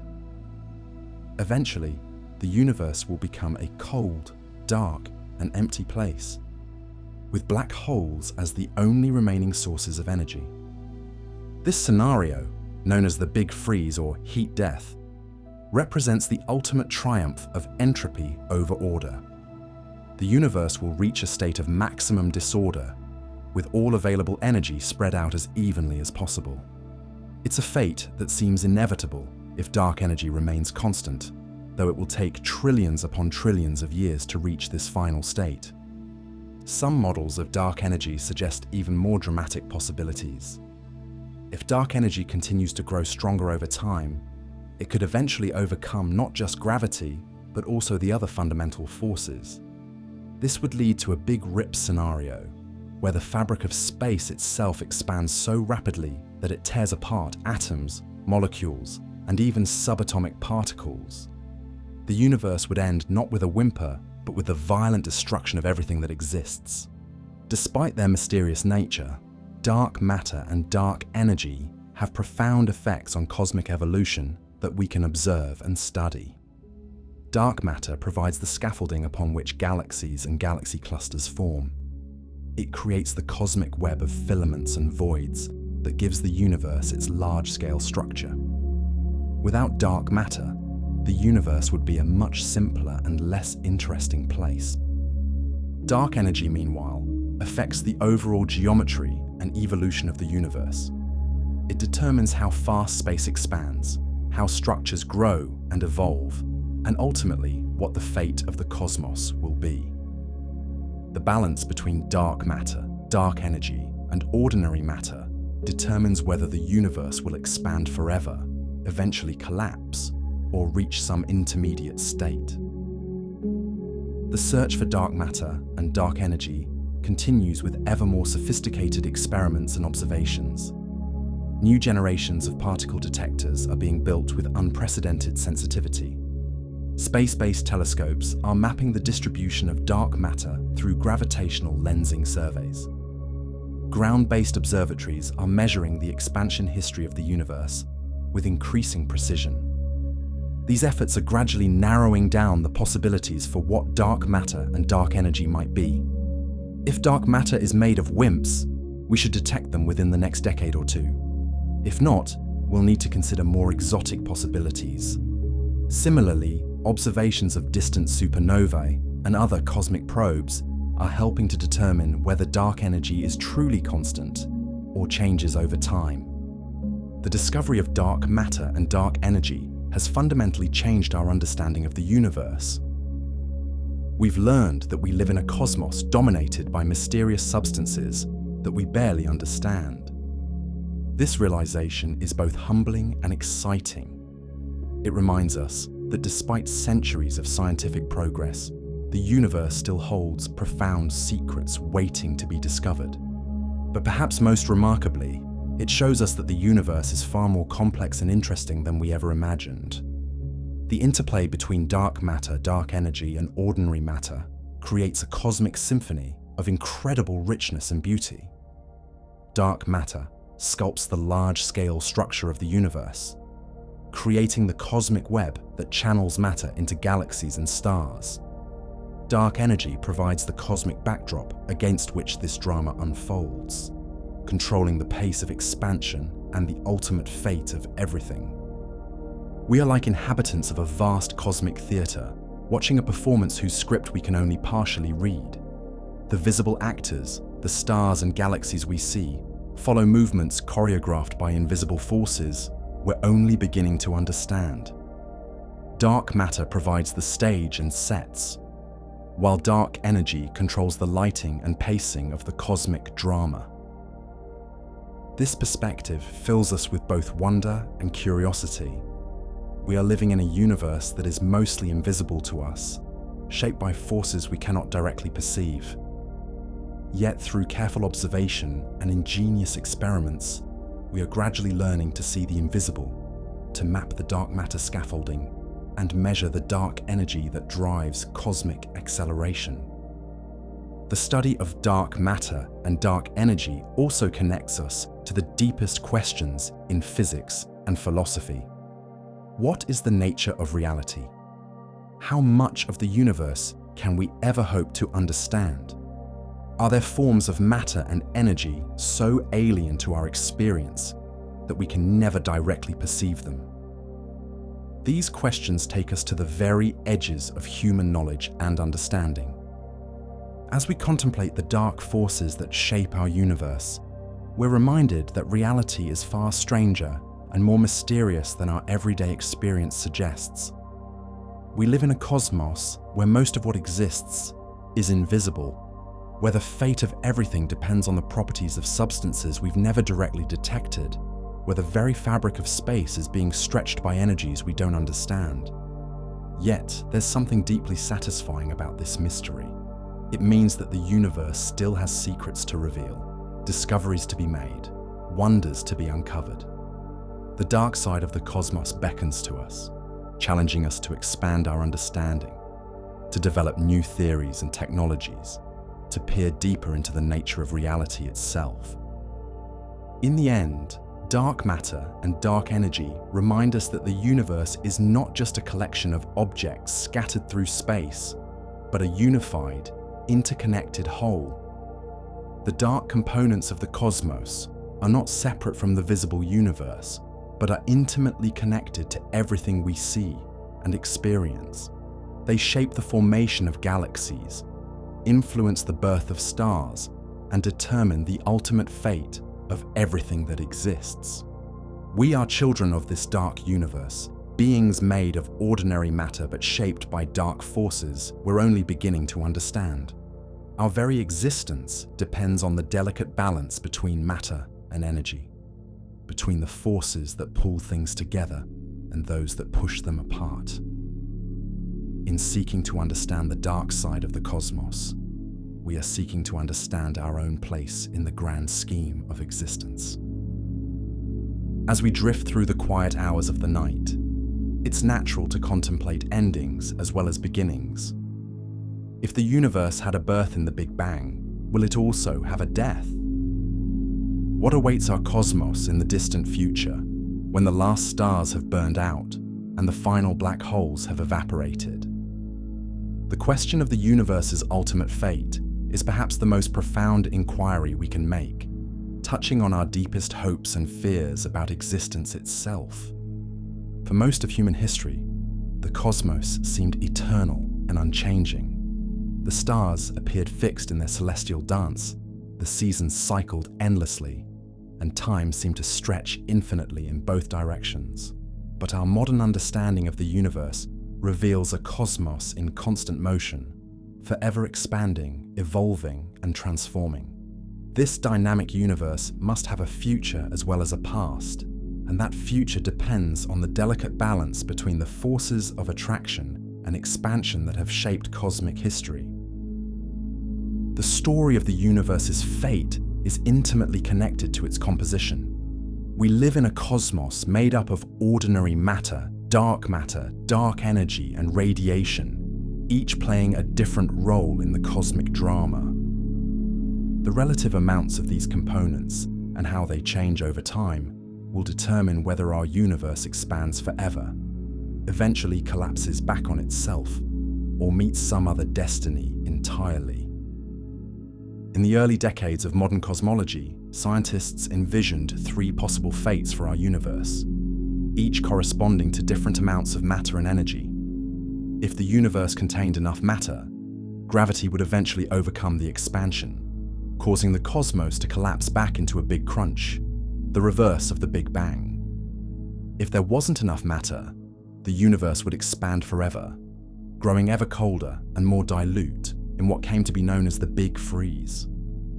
Between these extremes lay a critical density where the expansion would gradually slow to a halt but never reverse, creating a flat universe balanced perfectly on the knife edge between expansion and collapse. For decades, astronomers worked to measure the actual density of the universe, hoping to determine which of these fates awaited us. They counted galaxies, measured the rate of expansion, and searched for hidden matter that might tip the cosmic scales. The answer, when it finally came, was both surprising and unsettling. Not only was the universe's expansion not slowing down, it was actually speeding up. The discovery of cosmic acceleration in 1998 changed everything we thought we knew about the universe's future. Instead of gravity gradually winning the battle against expansion, some mysterious force was pushing space apart with ever-increasing vigor. This force, which we call dark energy, appears to make up about 70% of the universe's total energy density, and its influence is growing stronger with time. Dark energy behaves unlike anything else in the cosmos. While matter becomes more dilute as the universe expands, dark energy maintains a constant density. This means that as space grows larger, the total amount of dark energy increases, making its gravitational repulsion ever more powerful. It's as if the universe contains a built-in mechanism for its own dissolution, a cosmic force that ensures expansion will continue indefinitely. If dark energy remains constant, as most evidence suggests, the universe is destined for what cosmologists call the Big Freeze, also known as the heat death. This scenario unfolds over timescales so vast that they boggle the human mind. The current age of the universe, 13.8 billion years, is just the first tick of a cosmic clock that will run for an almost incomprehensibly long time. The first phase of this cosmic winter has already begun. Dark energy is pushing galaxies apart at an accelerating rate, and distant galaxies are already disappearing beyond our observable horizon.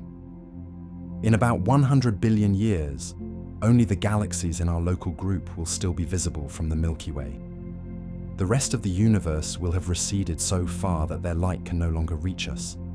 But even within our local group, dramatic changes are coming.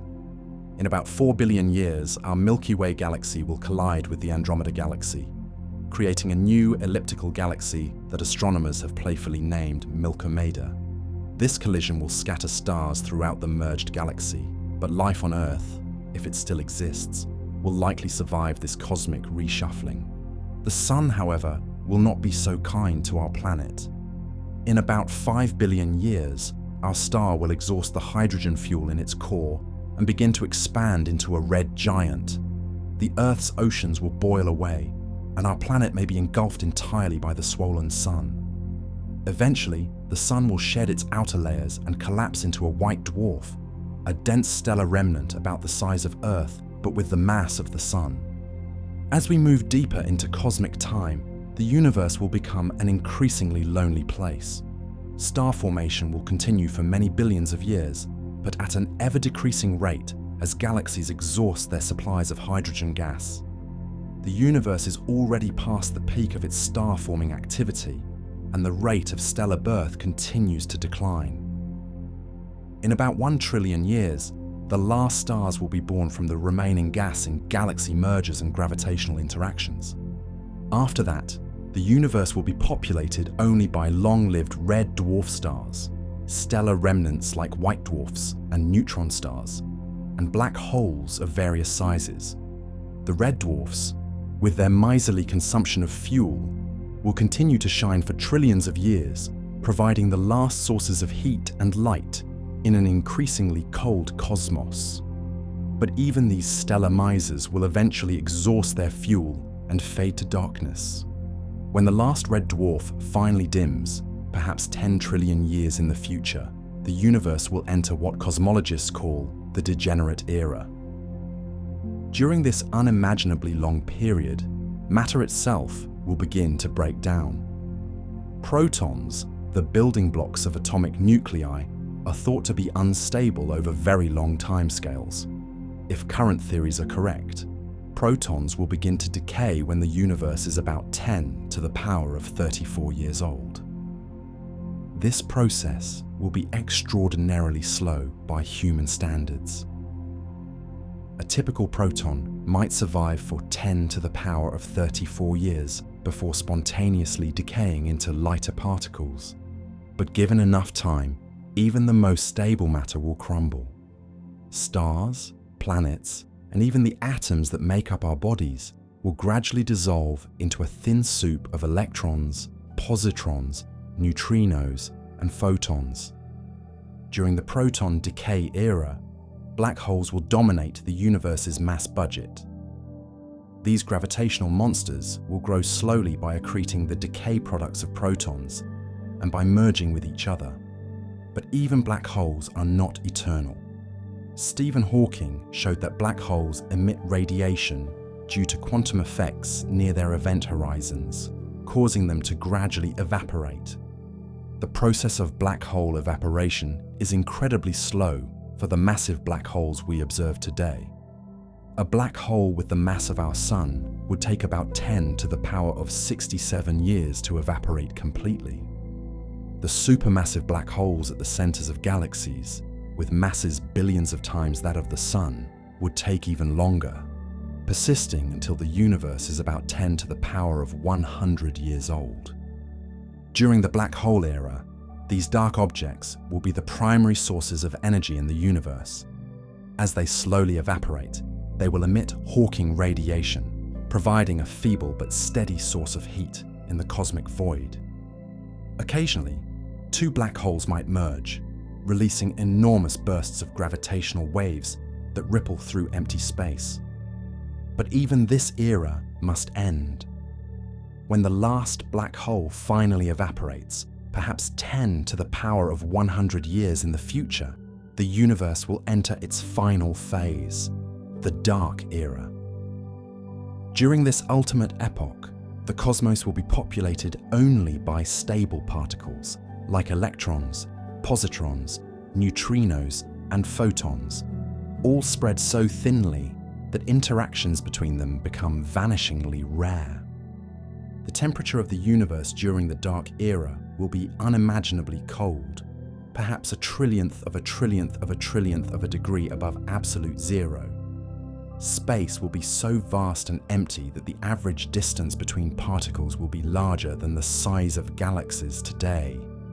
The universe will have reached a state of maximum entropy, with all available energy spread out as evenly as possible. In this ultimate heat death, time will lose much of its meaning.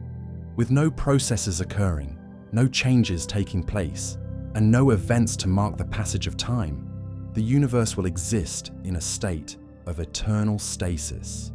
It will be the ultimate triumph of entropy over order, of chaos over complexity, of emptiness over abundance.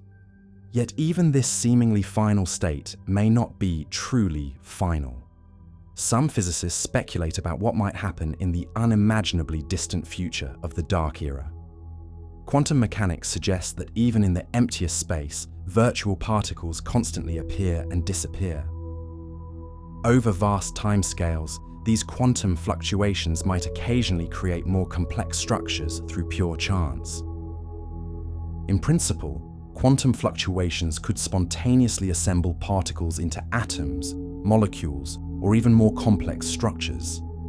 The probability of such events is infinitesimally small, but given infinite time, even the most unlikely events become inevitable. Some theorists have calculated that a quantum fluctuation might recreate a human brain, complete with memories and consciousness, about once every 10 to the power of 50 years. This leads to the bizarre possibility that in the far future of the Dark Era, isolated pockets of complexity might randomly appear in the cosmic void. These structures would exist for only brief moments before dissolving back into the quantum foam, but they might experience something akin to consciousness during their fleeting existence. It's a strange form of immortality, where organized matter occasionally reassembles itself through the random dance of quantum mechanics. Other theories suggest even more exotic possibilities for the universe's far future. If protons do not decay as expected, stellar mass black holes might eventually collapse into strange matter or other exotic forms. If vacuum metastability is real, the universe might undergo a phase transition that completely changes the laws of physics. If cyclic universe models are correct, the current expansion might eventually reverse, leading to a new Big Crunch and possibly a new Big Bang. The possibility of a Big Crunch, though less likely given the evidence for dark energy, remains theoretically possible under certain circumstances. If dark energy is not truly constant, but instead weakens or even changes sign over time, the cosmic expansion could slow and eventually reverse. Gravity would then begin to win the battle against expansion, pulling galaxies back together in a cosmic collapse. A Big Crunch would unfold as a kind of reverse movie of cosmic history. Galaxies would merge into larger and larger structures. Stars would be torn from their orbits and flung into the growing cosmic furnace, and temperatures would rise as space itself contracted. Eventually, the universe would become so hot and dense that atoms would be torn apart, returning matter to the primordial plasma from which it emerged. Some theories suggest that a Big Crunch might not be the end of the story, but rather a transition to a new Big Bang. In these cyclic models, the universe undergoes endless cycles of expansion and contraction, with each Big Crunch followed by a new Big Bang that creates a fresh cosmos. Our universe might be just one beat in an eternal cosmic heartbeat, one expansion in an infinite series of cosmic breaths. Another possible fate is the Big Rip, a scenario that would occur if dark energy continues to grow stronger over time. In this catastrophic ending, the accelerating expansion of space would eventually overcome not just gravity, but all the fundamental forces. First, galaxy clusters would be torn apart as space expands faster than gravity can hold them together. Then, individual galaxies would dissolve, followed by star systems, planets, and eventually atoms themselves.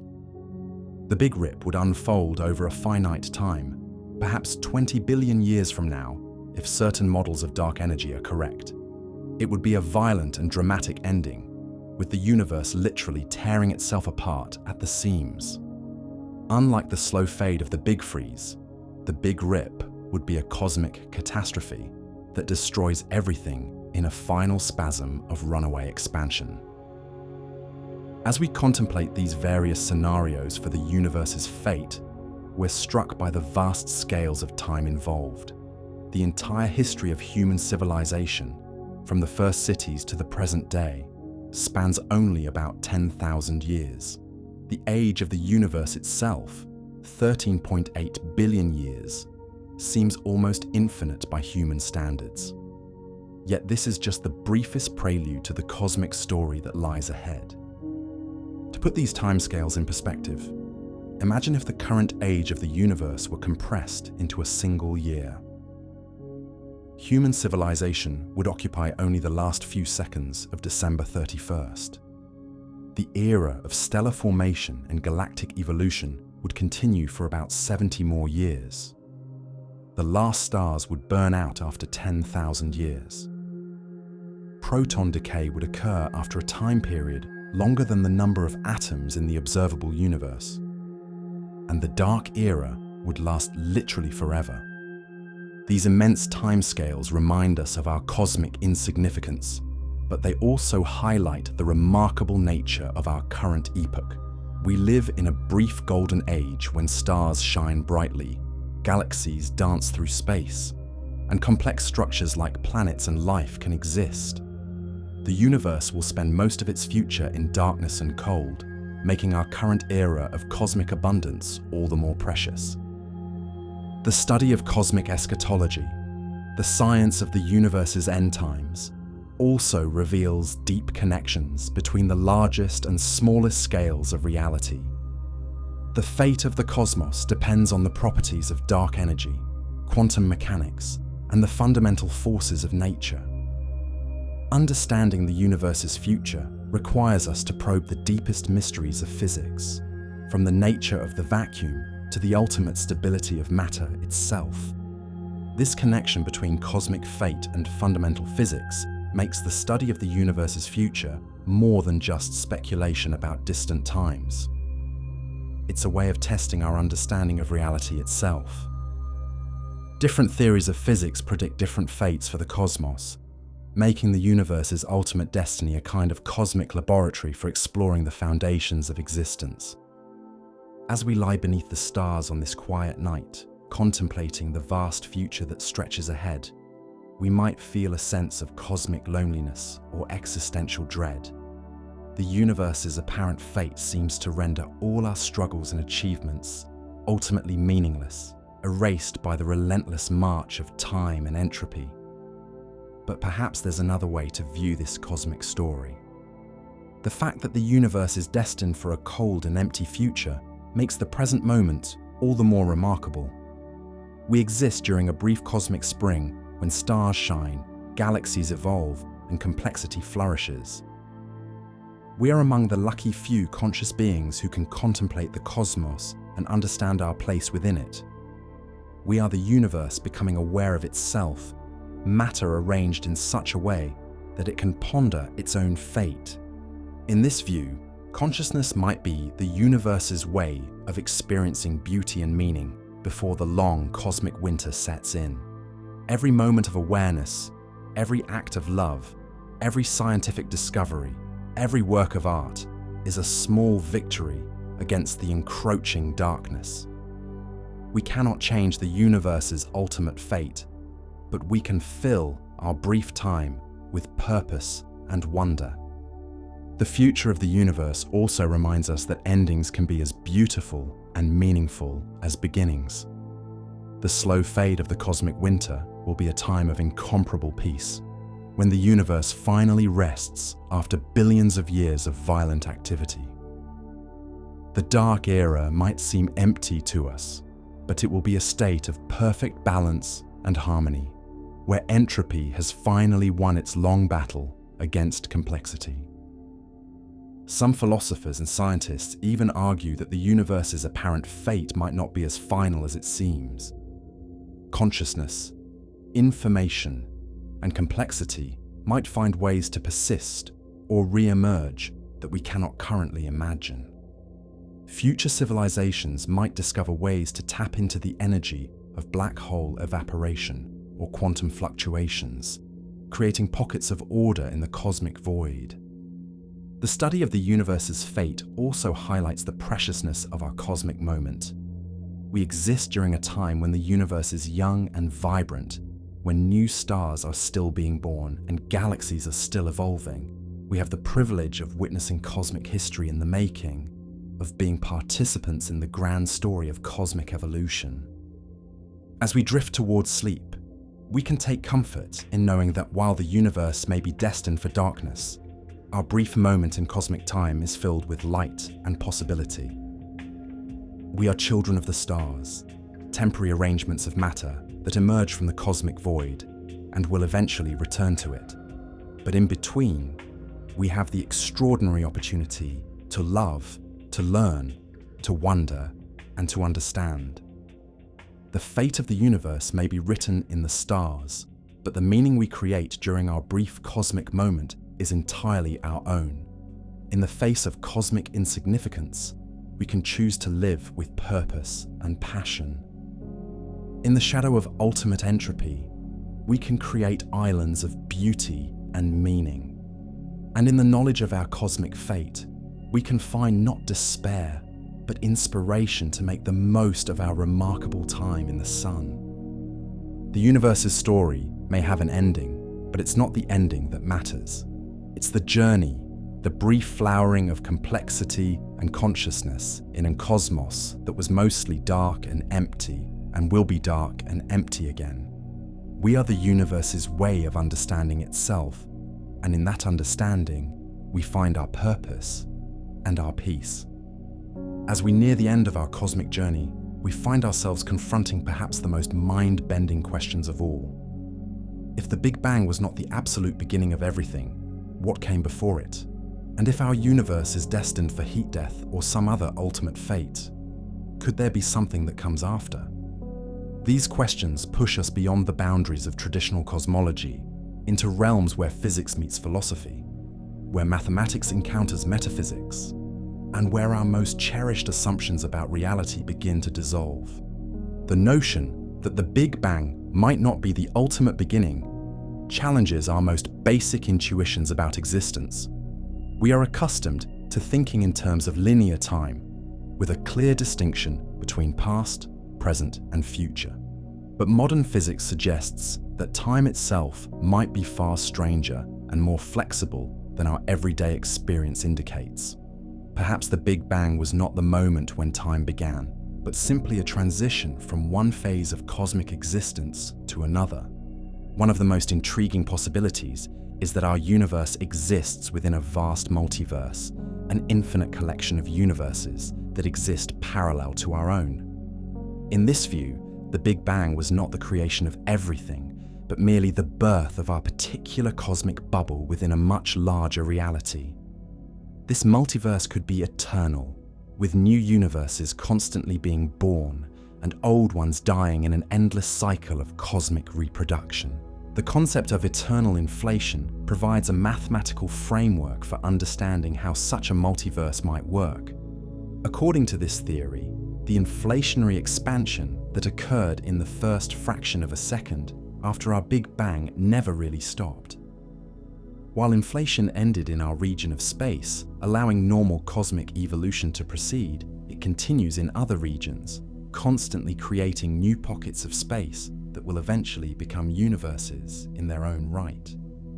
Imagine a vast ocean of inflating space, with bubbles constantly forming and separating from the ocean to become independent universes. Each bubble would have its own Big Bang, its own laws of physics, its own history and fate. Our universe would be just one such bubble, floating in an infinite sea of cosmic possibility. The ocean itself would be eternal, with no beginning and no end, constantly generating new realities from the quantum foam. In this multiverse scenario, the question of what came before our Big Bang becomes irrelevant. There was no before in any meaningful sense, because the multiverse has always existed. Our universe emerged from the eternal process of cosmic inflation, like a wave rising from an endless ocean. The multiverse itself would be timeless, existing outside the temporal frameworks of its constituent universes. But the multiverse concept raises profound questions about the nature of reality and our place within it. If there are infinite universes with every possible combination of physical laws and initial conditions, then somewhere in the multiverse, there might be exact copies of our universe, exact copies of our galaxy, even exact copies of ourselves living identical lives. The implications are staggering and deeply unsettling. String theory, our most ambitious attempt to unify all the forces of nature, offers another perspective on what might lie beyond the Big Bang. According to string theory, the fundamental particles we observe are not point-like objects, but tiny vibrating strings existing in a space with up to 11 dimensions. Most of these dimensions are curled up so small that we cannot detect them, but they profoundly influence the physics we observe in our three-dimensional world. In some versions of string theory, our Big Bang might have resulted from the collision of higher dimensional objects called branes. These branes exist in the higher dimensional space, and when they collide, the energy of the collision could create a Big Bang in the lower dimensional space we inhabit. This collision would not be a one-time event, but part of an endless cycle, with branes separating after collision and then slowly drifting back together over vast periods of time. The ekpyrotic model, derived from string theory, proposes that our universe undergoes infinite cycles of creation and destruction. In this scenario, two parallel branes approach each other over trillions of years. When they finally collide, the energy of the collision creates what we observe as the Big Bang. The branes then separate and begin the slow journey toward their next collision, which will create the next universe in the eternal cycle. This model elegantly explains many features of our observable universe, including the flatness of space and the distribution of matter and energy. It also suggests that our Big Bang was not unique, but just one event in an infinite series of cosmic rebirths. The universe would be eternal, but not static. It would undergo endless transformations, each cycle bringing new possibilities and new forms of complexity. But perhaps the most radical theories suggest that time itself is not what we think it is. In our everyday experience, time flows from past to future in a steady stream. But in the quantum realm, the relationship between cause and effect becomes much more complex. Quantum mechanics allows for processes where the future can influence the past, where effects can precede their causes, and where the very act of observation can change the nature of reality. Some cosmologists have proposed that these quantum effects might operate on cosmic scales, creating universes that are self-causing or self-creating. In these models, the Big Bang is both the cause and the effect of itself, existing in a loop of causality that has no true beginning or end. The universe would be like a cosmic snake eating its own tail, eternally creating and recreating itself. Another possibility is that the universe exists in a state of quantum superposition, simultaneously existing and not existing until some cosmic observation or measurement collapses the wave function and brings it into definite being. This would mean that the question of what came before the Big Bang is meaningless because the universe exists in all possible states simultaneously until the moment of observation. The Wheeler-DeWitt equation, an attempt to describe the quantum state of the entire universe, suggests that the universe might exist outside of time altogether.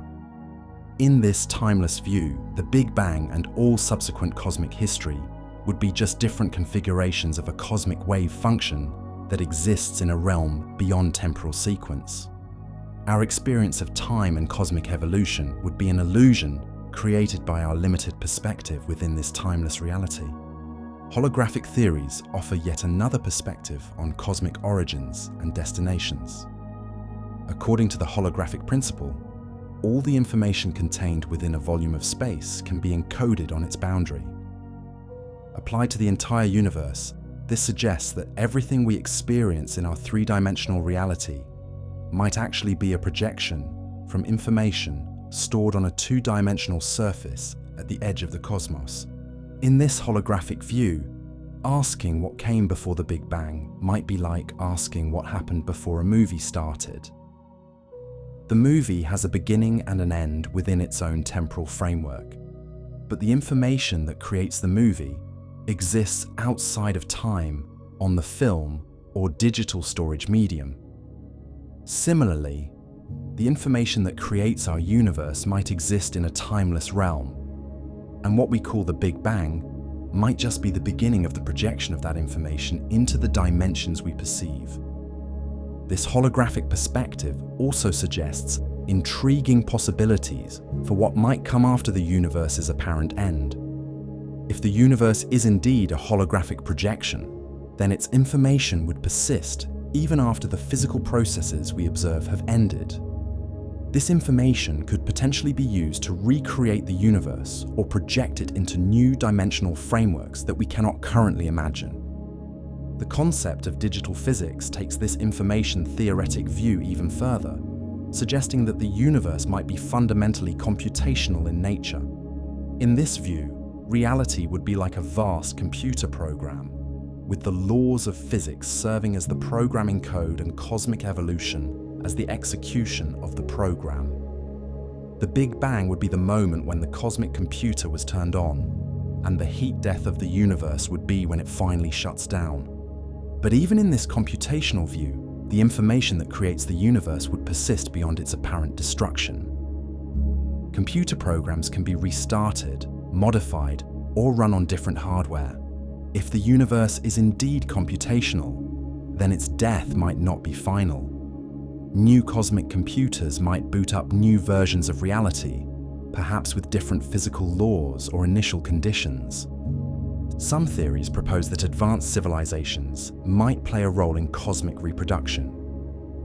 If intelligence can survive long enough and become sufficiently advanced, it might develop the technology to create new universes.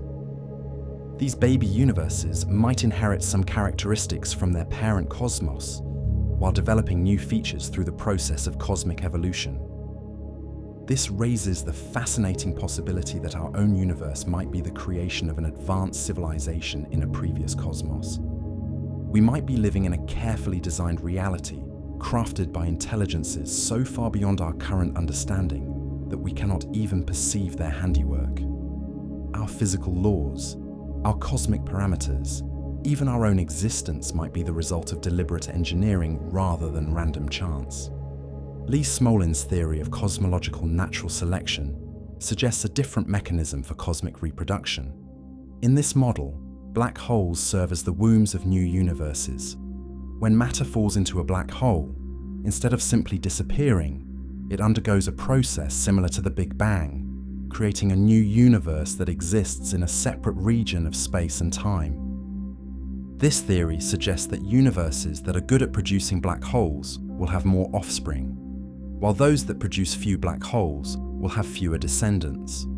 Over vast periods of time, this process would lead to the evolution of universes that are optimized for complexity and structure formation, since these are the universes most likely to form stars massive enough to become black holes.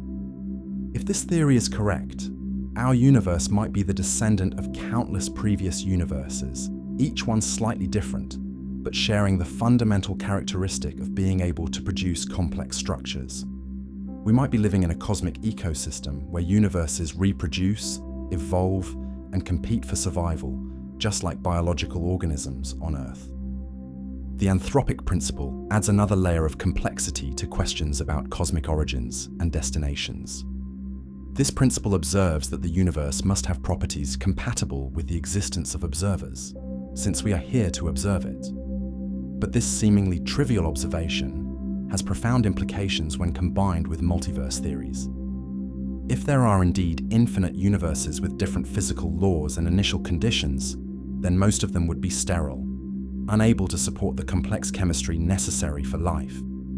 We find ourselves in one of the rare universes where observers can exist, not because our universe is special, but because we could only evolve in a universe with the right properties. This selection effect means that the apparent fine-tuning of our cosmic parameters might be an inevitable consequence of our existence, rather than evidence for deliberate design. But the anthropic principle also raises questions about the future. If consciousness and observation play fundamental roles in cosmic evolution, what happens when all conscious observers disappear? Some theories suggest that the universe's apparent objective reality might actually depend on the existence of observers to collapse quantum wave functions and bring definite states into being. In the far future, when the last civilizations have died and the universe has entered its final heat death, there might be no observers left to collapse wave functions and maintain definite reality. The universe might dissolve back into a state of pure quantum potential, existing in all possible states simultaneously, until new observers emerge to begin the process of reality creation once again. These ideas lead us to consider whether consciousness itself might be a cosmic force, as fundamental as gravity or electromagnetism. In this view, the universe might be evolving toward greater complexity and higher forms of consciousness. The emergence of intelligence would not be an accident, but a natural consequence of cosmic evolution, driven by the same forces that create stars and galaxies. If consciousness is indeed a fundamental feature of reality, then it might find ways to persist or regenerate even in the face of cosmic heat death. Advanced civilizations might develop technologies that allow them to survive the end of their physical universe, perhaps by uploading their consciousness into quantum computers that can operate at near absolute zero temperatures, or by finding ways to tap into the energy of quantum fluctuations in the cosmic void. The possibility of consciousness persisting beyond cosmic death opens up extraordinary possibilities for what might come after our universe. Sufficiently advanced forms of consciousness might be able to create new realities, new universes, new forms of existence that we cannot currently imagine. The end of our physical cosmos might be just the beginning of entirely new chapters in the story of consciousness and complexity. As we contemplate these possibilities, we are reminded that the boundaries between science and philosophy, between physics and metaphysics, begin to blur when we push our theories to their ultimate limits. The questions we are asking touch on the deepest mysteries of existence. Why is there something rather than nothing? What is the nature of time and causality? Is consciousness fundamental to reality? Do universes reproduce and evolve? These questions may never have definitive answers, but the process of asking them reveals something profound about the human spirit. We are beings driven by curiosity and wonder, compelled to push beyond the boundaries of the known and explore the frontiers of possibility. In seeking to understand what came before the Big Bang and what might come after the heat death of our universe, we are expressing the deepest aspirations of conscious existence. The theories we have explored suggest that reality might be far stranger and more wonderful than our everyday experience indicates. We might be living in one universe among infinite others, experiencing one moment in an eternal cycle of cosmic death and rebirth, or participating in the cosmic evolution of consciousness itself. These possibilities fill us with both humility and awe, reminding us that we are part of something much larger and more mysterious than ourselves. As we reach the end of our journey through cosmic time, we find that endings and beginnings become blurred. The Big Bang might not have been the beginning, and the heat death of our universe might not be the end. Reality might be eternal, ever-changing, ever creating new forms and possibilities. We are temporary patterns in this eternal dance, brief arrangements of matter and energy that have gained the remarkable ability to contemplate our own existence and wonder about our place in the cosmic story. In this vast tapestry of possibilities, our brief moment of consciousness becomes even more precious. We are the universe's way of understanding itself, matter arranged in such a way that it can ponder the deepest questions of existence. Whether our theories about cosmic origins and destinations are correct or not, the very fact that we can conceive of such possibilities is a testament to the extraordinary creativity and complexity that the universe has achieved through our existence. As we drift towards sleep, we can take comfort in knowing that we are part of an eternal cosmic story that may have no true beginning and no final end. We are children of the stars and heirs to billions of years of cosmic evolution, but we may also be ancestors to unimaginable futures and participants in cosmic processes that extend far beyond our current understanding. The universe is not just our home, it is our family, our history, and our destiny. In exploring its origins and contemplating its fate, we are not just studying distant objects and abstract theories. We are discovering who we are, where we came from, and what we might become. The cosmic story is our story, and in understanding it, we find both our place in the grand scheme of existence and our responsibility to carry the flame of consciousness forward into whatever cosmic adventures await. And so we come to the end of our cosmic journey, having traveled from the very first moment of existence to the ultimate fate that awaits everything we know. We have explored the birth of space and time, witnessed the formation of the first particles and atoms, watched the first stars ignite in the primordial darkness, and contemplated the deep mysteries of dark matter and dark energy that shape our cosmos. We have peered into black holes and pondered the possibility of multiple universes, traced the threads that connect quantum mechanics to cosmic evolution, and gazed into a future so distant that our current age seems like just the opening note of an eternal symphony. As you lie here beneath the stars, perhaps feeling the gentle pull of sleep, take a moment to truly absorb where you are in this magnificent story. Above you, the night sky sparkles with the light of distant suns, each one a nuclear furnace converting hydrogen into heavier elements, each one playing its part in the ongoing transformation of our universe. The photons entering your eyes right now began their journey in stellar cores millions or billions of years ago, carrying messages across the vast emptiness of space to reach you in this quiet moment. Those stars you see are not the eternal, unchanging lights that ancient peoples imagined them to be. They are dynamic, evolving entities, born from the gravitational collapse of gas clouds, destined to live out their appointed spans, before dying in spectacular explosions or gentle sighs. Some of the stars visible tonight are already dead, their lights still traveling toward us like echoes from a cosmic past. Others are being born even as you watch, condensing from the debris of previous stellar generations in the ongoing cycle of cosmic death and rebirth. The very elements that make up your body were forged in the hearts of ancient stars. The calcium in your bones was created in stellar cores billions of years ago. The iron in your blood was born in the final moments of a massive star's life, as it collapsed and exploded in a supernova more violent than we can imagine. The oxygen you breathe was scattered into space by dying stars, mixed with the cosmic wind, and eventually incorporated into the solar system that gave birth to Earth and all life upon it. You are not separate from the cosmic story we have been exploring.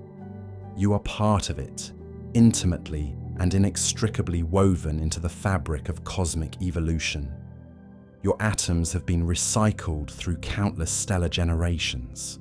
Your body is made of star stuff, literally composed of elements that once burned in the nuclear furnaces of distant suns.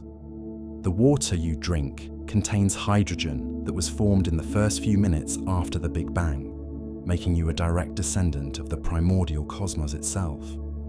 But you are more than just a collection of recycled stellar debris.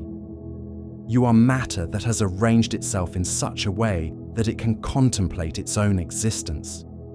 You are the universe becoming conscious of itself, achieving through your awareness a kind of cosmic self-reflection that may be among the rarest and most precious phenomena in all of existence. In your thoughts and dreams and memories, the cosmos has found a way to understand and appreciate its own magnificent complexity. The fact that you can lie here tonight and ponder the origin of everything, that you can trace the history of the universe from the Big Bang to the present moment, is itself one of the most remarkable achievements in cosmic history. For 13.8 billion years, the universe evolved from simplicity to complexity, from uniform energy to diverse matter, from chaos to order, all leading to this moment when conscious beings can contemplate the very processes that brought them into existence. Think about the extraordinary chain of events that had to unfold exactly as they did for you to be here tonight. The Big Bang had to occur with just the right energy and expansion rate. The fundamental forces had to separate with precisely the right strengths. The first stars had to form and die, creating and dispersing the heavy elements necessary for planets and life. Our solar system had to condense from a cloud of gas and dust enriched by countless stellar deaths. Earth had to form at just the right distance from the Sun, with just the right mass and composition to support liquid water and complex chemistry. Life had to emerge from non-living matter through processes we still don't fully understand. Simple cells had to evolve into complex organisms. Mass extinctions had to occur at just the right times to clear evolutionary pathways for new forms of life. Our species had to evolve intelligence and consciousness through millions of years of gradual development. Human civilization had to develop science and technology, enabling us to peer into the depths of space and time and piece together the cosmic story. Every step in this process was contingent on countless smaller events occurring in exactly the right way. If any one of thousands of cosmic variables had been slightly different, you would not be here to contemplate your existence. The universe had to unfold in precisely the way it did, over vast spans of time and through unimaginable complexity, to create the conditions that allowed your moment of conscious awareness to emerge. This realization might make you feel infinitesimally small and insignificant in the face of cosmic immensity. The universe is so large that our entire solar system is less than a speck of dust compared to the observable cosmos. The timescales we have explored are so vast that all of human history occupies just the tiniest fraction of cosmic time. In a universe containing perhaps 1 trillion galaxies, each with billions of stars, what possible significance could one small planet and its temporary inhabitants have? But perhaps that perspective misses something fundamental about the nature of significance and meaning. Size and duration are not the only measures of importance. Rarity and complexity matter too. As far as we know, conscious beings capable of understanding the universe are extraordinarily rare. We may be among the only creatures in our galaxy, perhaps even in the observable universe, who can contemplate cosmic origins and appreciate the beauty and mystery of existence. In this view, consciousness becomes not an insignificant accident, but one of the universe's greatest achievements. Through us, the cosmos has developed the ability to understand itself, to appreciate its own beauty, to ask questions about its origins and destiny. We are the universe's way of experiencing wonder, of creating meaning, of transforming raw physical processes into poetry and music and art. The questions we have explored tonight about the true beginning of the universe and what might come after its apparent end may never be fully answered. The deepest mysteries of existence may forever remain beyond our complete understanding. But that doesn't diminish the value of asking these questions. In reaching toward the unknown, in pushing against the boundaries of the possible, we are fulfilling our role as the conscious agents of cosmic evolution. Every scientific discovery, every moment of understanding, every flash of insight about the nature of reality is the universe learning about itself through us. When we decode the cosmic microwave background radiation and read the story it tells about the early universe, we are enabling the cosmos to remember its own birth. When we calculate the fate of distant galaxies and trace the future evolution of space and time, we are allowing the universe to contemplate its own destiny. The cosmic story we have traced tonight is not just a tale of distant objects and abstract physical processes. It is the story of how complexity emerges from simplicity, how order arises from chaos, how consciousness develops from unconscious matter. It is the story of creativity and possibility, of endless transformation and renewal, of the universe's inexhaustible capacity for creating new forms and new experiences. As you prepare to sleep, you can take comfort in knowing that you are cradled not just by the earth beneath you, but by the vast cosmic web of which our planet is a tiny part. The dark matter that we cannot see provides the invisible scaffolding that holds galaxies together. The dark energy that we barely understand drives the expansion of space itself, determining the ultimate fate of everything that exists. You are embedded in a reality so much larger and stranger than everyday experience suggests. Yet you are also connected to the smallest scales of existence. The quantum mechanics that govern subatomic particles also operates within your body, enabling the chemical reactions that sustain your life. The uncertainty principle that makes the behavior of electrons unpredictable also introduces an element of genuine randomness into your thoughts and decisions. You exist at the intersection of the cosmic and the quantum, bridging scales of reality that span from the infinitesimal to the infinite. The universe is not finished creating itself.